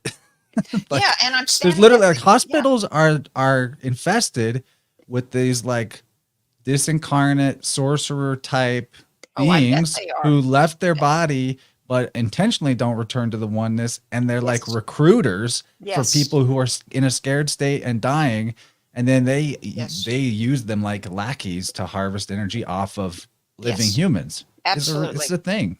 That's what they And they do. even have like freaking training centers. Yes. They're like these Yes. astral corporate headquarters where they're like, okay, here's how you mess with humans and get them to self-destruct and bring them into our organization. It's like, it's crazy. And this has been going on for this is the spiritual Millennia. war people talk about. I don't mean to freak Millennia. people out, but what you said is so important, that you have all the power in the situation. You do. You have They all the can't. power in the situation. They can It's our only spiritual freak you right. into consenting. So it's like there is a question here from Machine. He's like, can bad spirits enter during a tuning the way a portal can be opened when psychics attempt to communicate? I don't allow them. I just once at the in a- beginning of the tuning, I set up a perimeter and also energetically and intentionally do it for wherever the other person is at.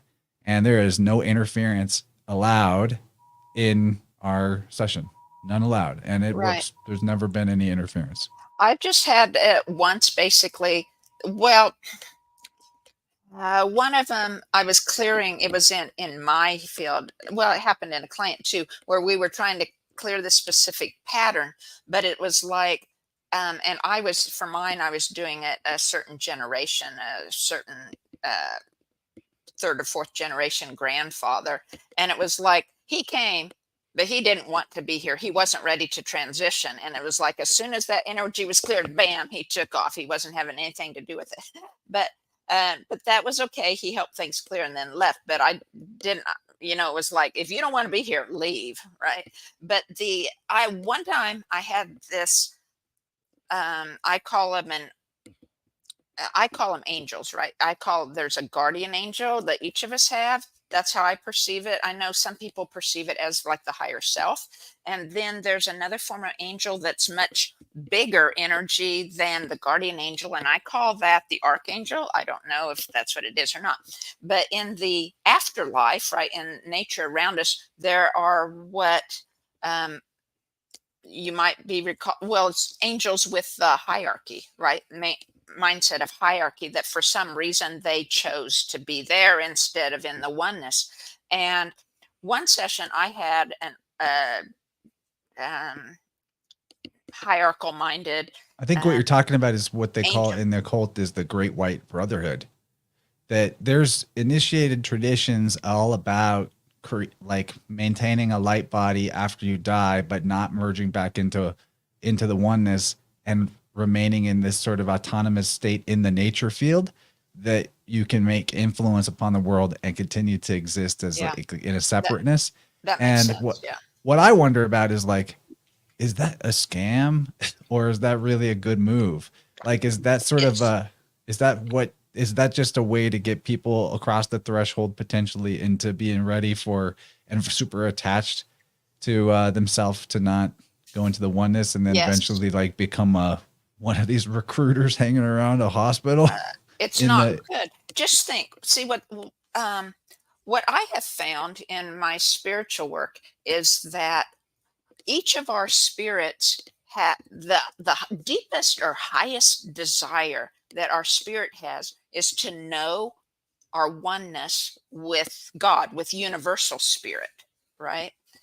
To know the depth of that oneness. That's the depth, the deepest yearning that each of our spirits have. So if there's an ancestor or angel in the oneness, I mean, in nature around us, and they don't have that as their primary desire, then they still have the mindset of lack, the mindset of hierarchy that lack causes, and it's not good, right?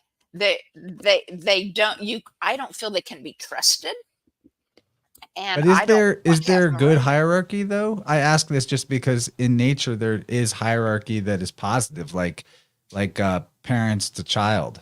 You know, like there are It's some natural hierarchies that are non damaging or not bad. That they're, you know, I don't know if there's hierarchy is in itself the problem, but unnatural hierarchy, sure, or you know, that I can see that.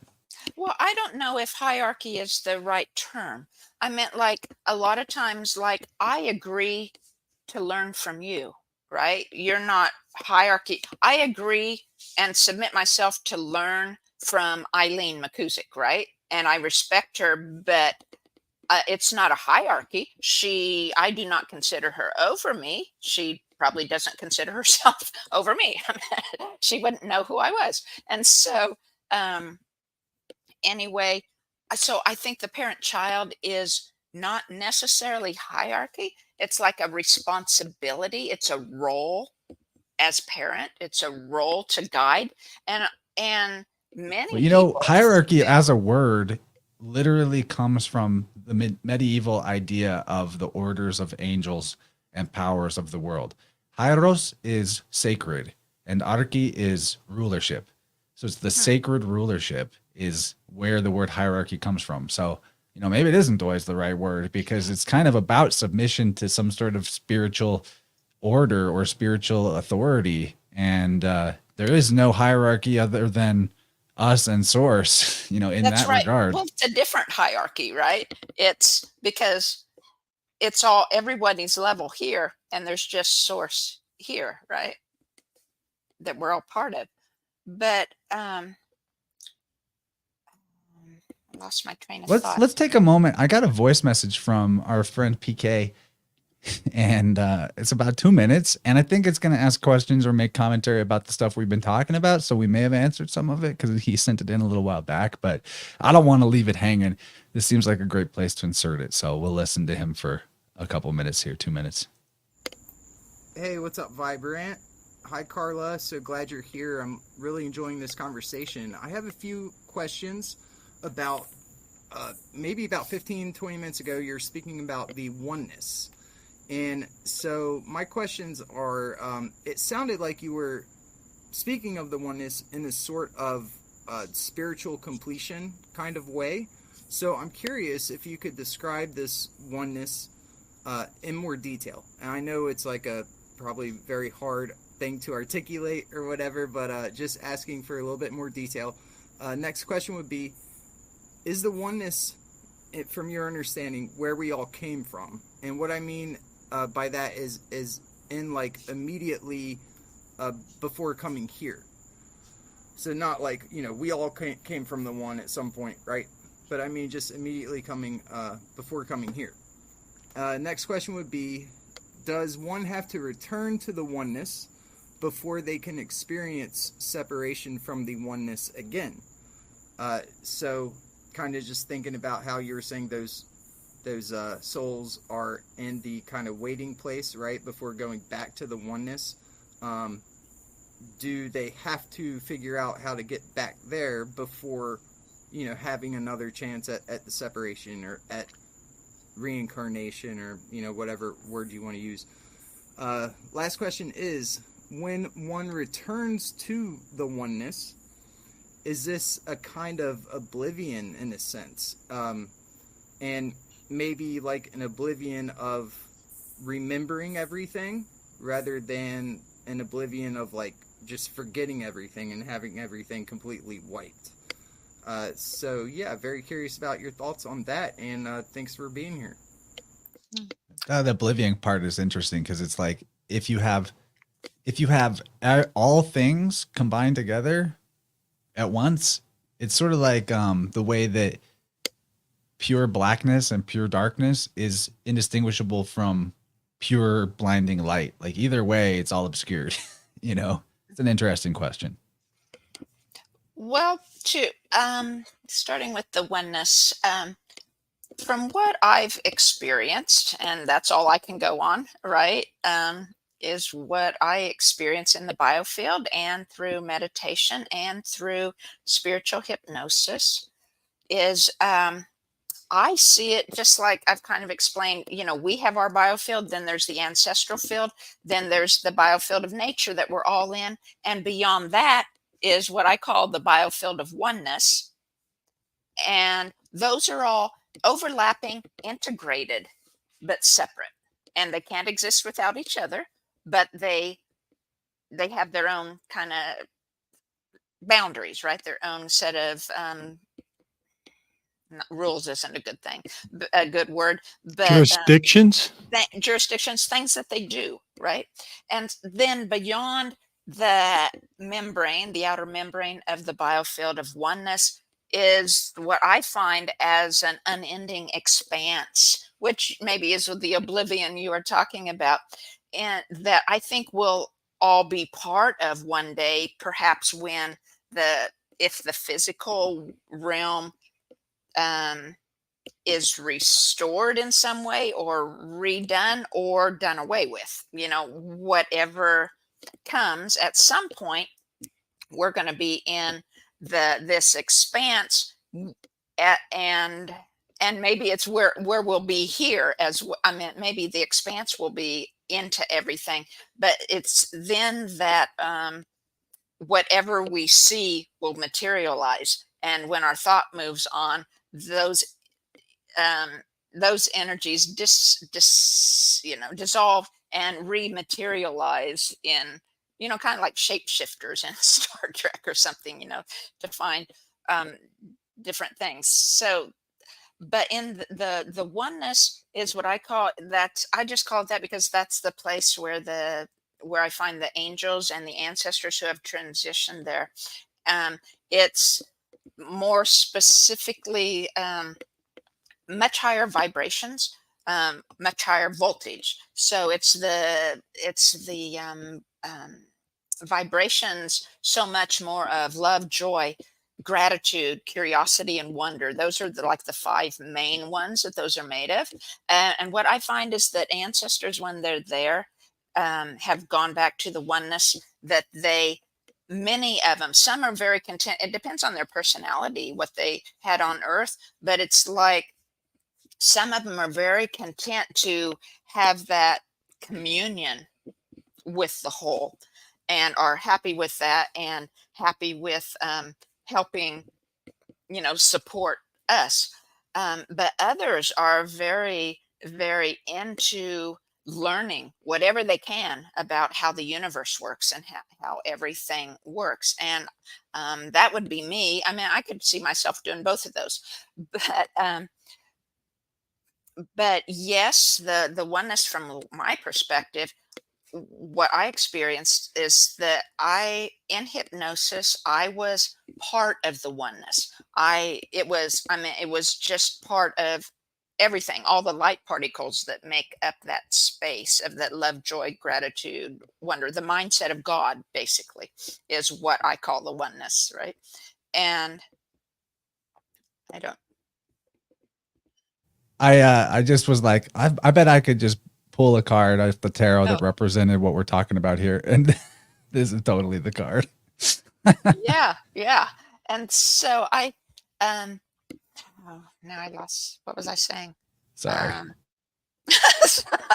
I was in the oneness in hypnotherapy, and I was just part of all the big things, and then I individuated into my energy. And I don't know, there's no really time in the oneness. That's tracking time is a, a earthly physical construct. Um, but I was me. And then it was like over here on my left, I was given, it was my parents' energies that were there. And I was asked, do you want to join them? And I knew that whatever it was, God, source, spirit could use my help, and I wanted to help. So I said, yes, I'll join, and then go. And then the physical life began. I could feel skin forming around me, and it was like a soft, lovely enclosure. It wasn't, pressure. It wasn't, it was just kind of a light thing, kind of constricting my energies, and then so on into other things of gestation. But from my experience, this part of it's based on my mindset, how I'm thinking about things, and other things based on what I've experienced in both my work and in like hypnosis and meditation, is that those in the oneness have that mindset of love, abundance, and free will. And that's how babies come in, right? They're conceived. We're not all born with that already, but we're conceived because there's traumas in the womb and stuff that can affect some people. And so, and begin the old story. So it's not as pure.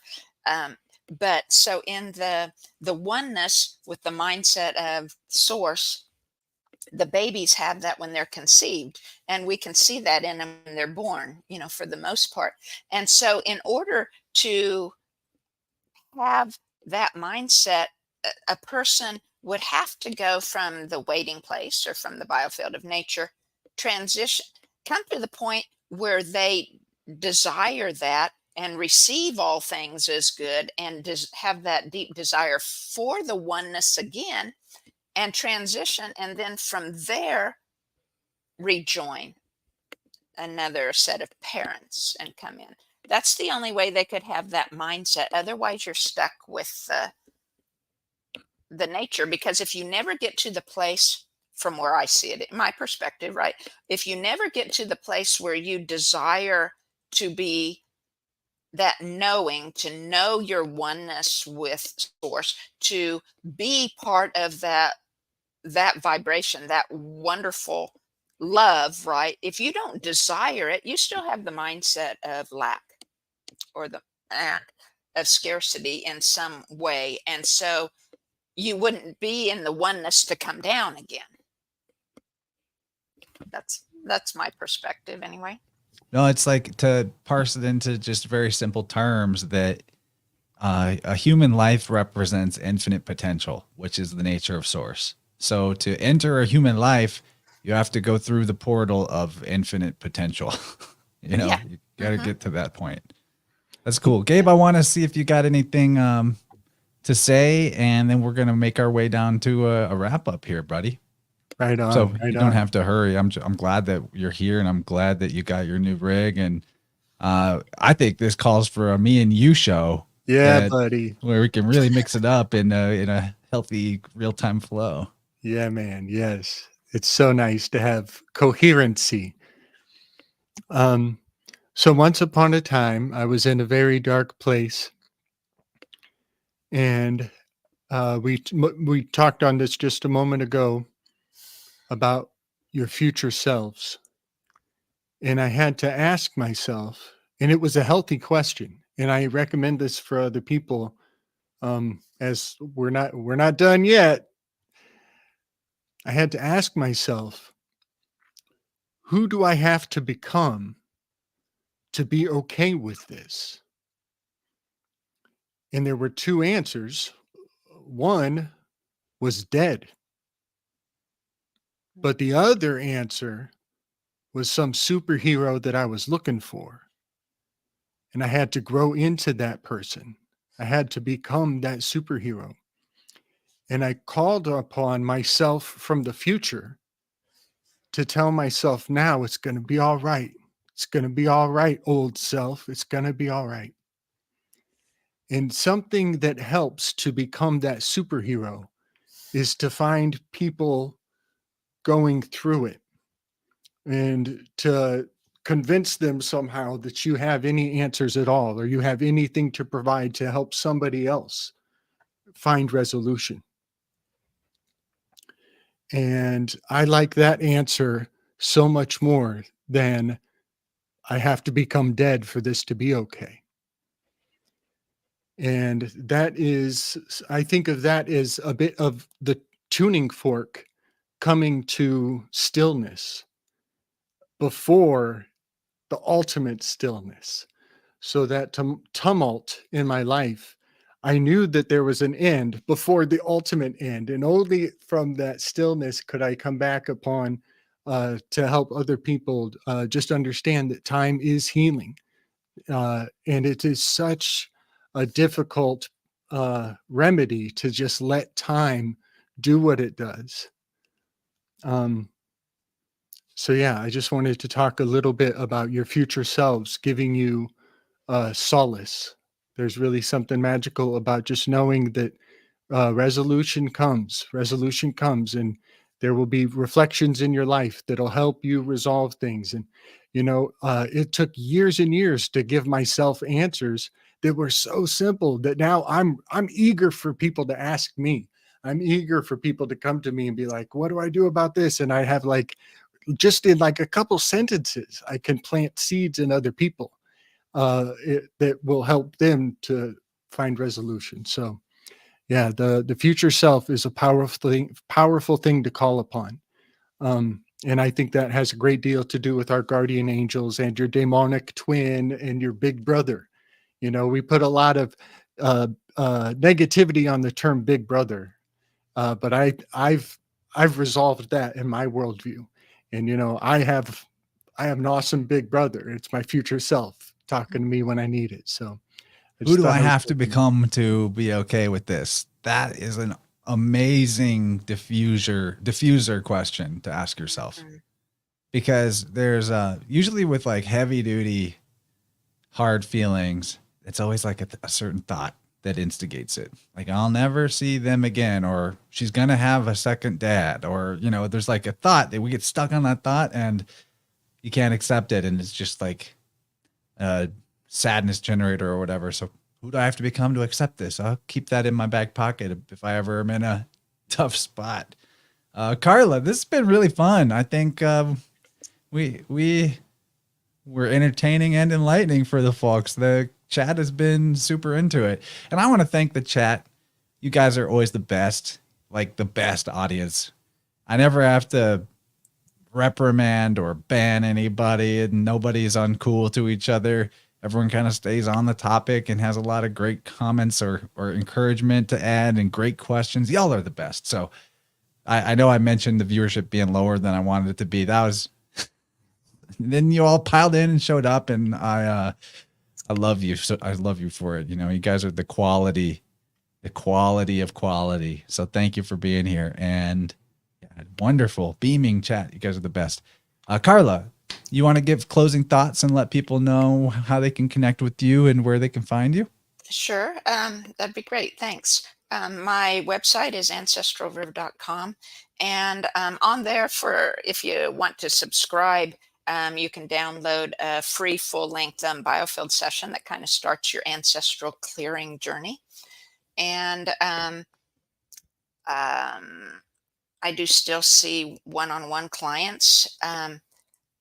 I'm going to be having an online course that I'm starting this fall.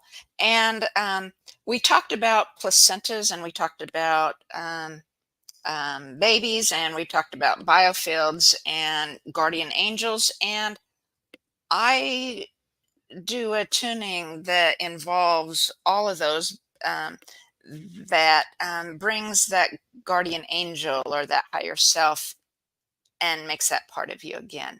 Have you been listening to me and Gabe? Because we talk about the placenta is the guardian angel all the time. Yeah. It's a huge deal. Well, actually, if if there's time, I would like to explain how I find it anyway. It's like, We can't leave out the placenta. We got to talk okay, about the okay. placenta. So the Okay. placenta, and this happened right after I listened to your Michaela Crandall one and was doing soul retrieval. And then I was over at a friend's house and we started talking about, I was telling her about that. And then we started talking about babies that, with all sorts of things that happen at birth, the traumas at birth and circumcision and stuff that's probably there was stuck in, maybe there was that just from birth, right? The separated self. But then it was like, it dawned on me, oh, every organ in our body has a place in the biofield where its energy is found, right? So like, your heart is off to the left a bit and your liver and your kidney are, where they're found in the biofield. I thought the placenta has to be there too. And so I was sitting at her kitchen table and I was looking around and it was like, there it is right there. And I expected it at my gut, right? Because we're attached at our umbilical cord. It's off the right side of your third eye. A ways, it very slightly with each person.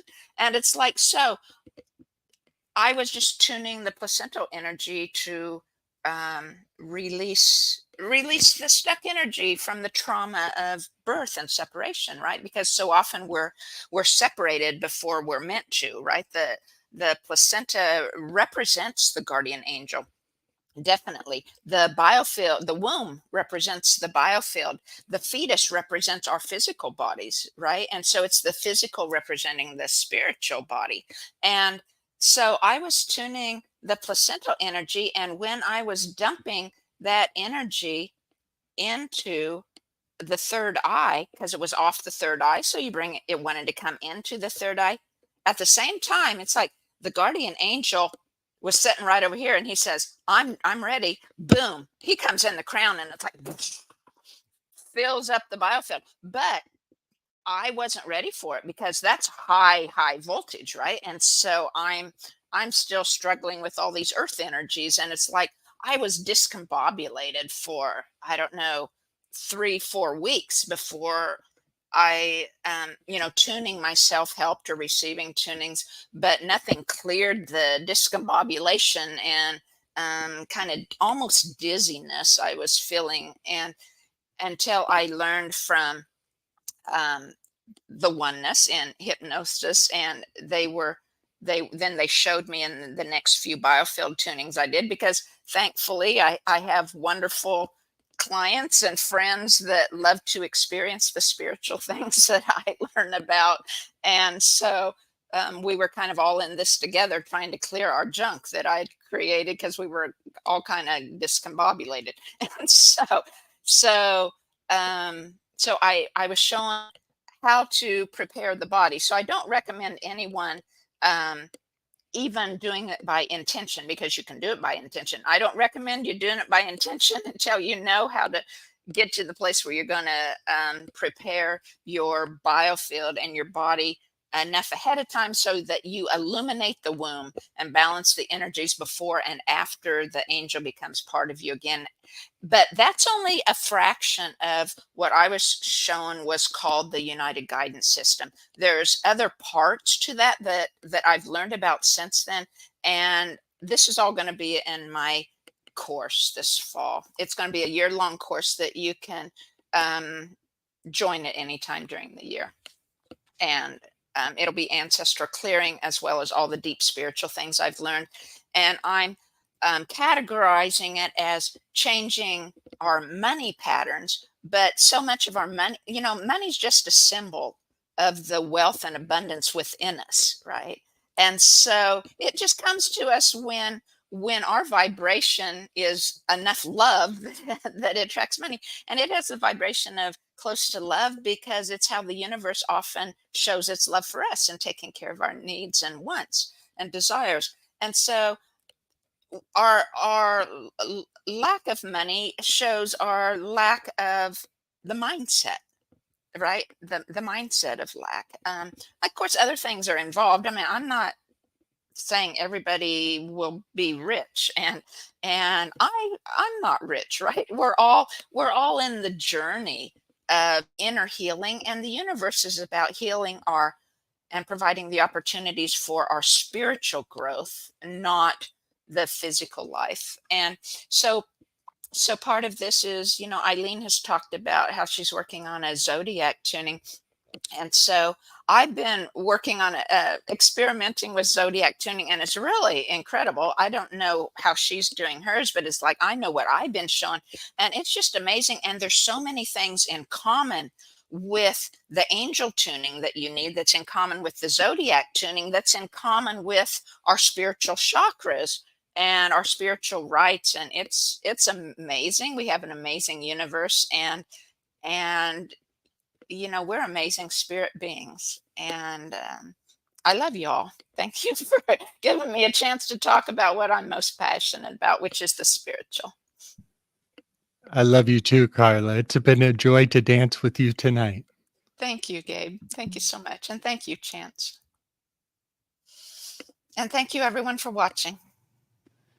So good. Yeah, we talk about the placenta relationship a lot in the past on this channel, but there's a take on it that I haven't heard before, and I'm happy to get the verification that there's a there.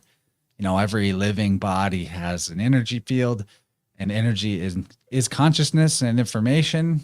And so that duplicate of your genetic material, your DNA, if there is such a thing, that is in the placenta, is a double you.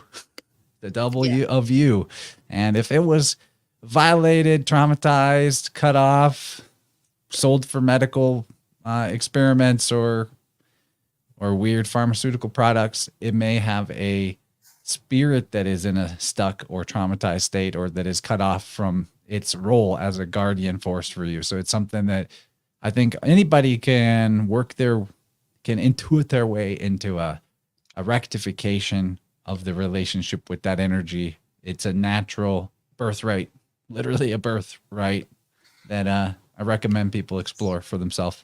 So we'll it's funny, I mentioned there's no trolls. We get one troll, of course, right at the end, because I tempted the troll. And you know what? Banned for life. It's great. That's why we don't get a lot of trolls, because as soon as they do it, banned for life. All right, so we're out of here. Thanks for coming on, Carla. This has been a lot of fun. Good night. We love you. And see you on the next one. Bye-bye.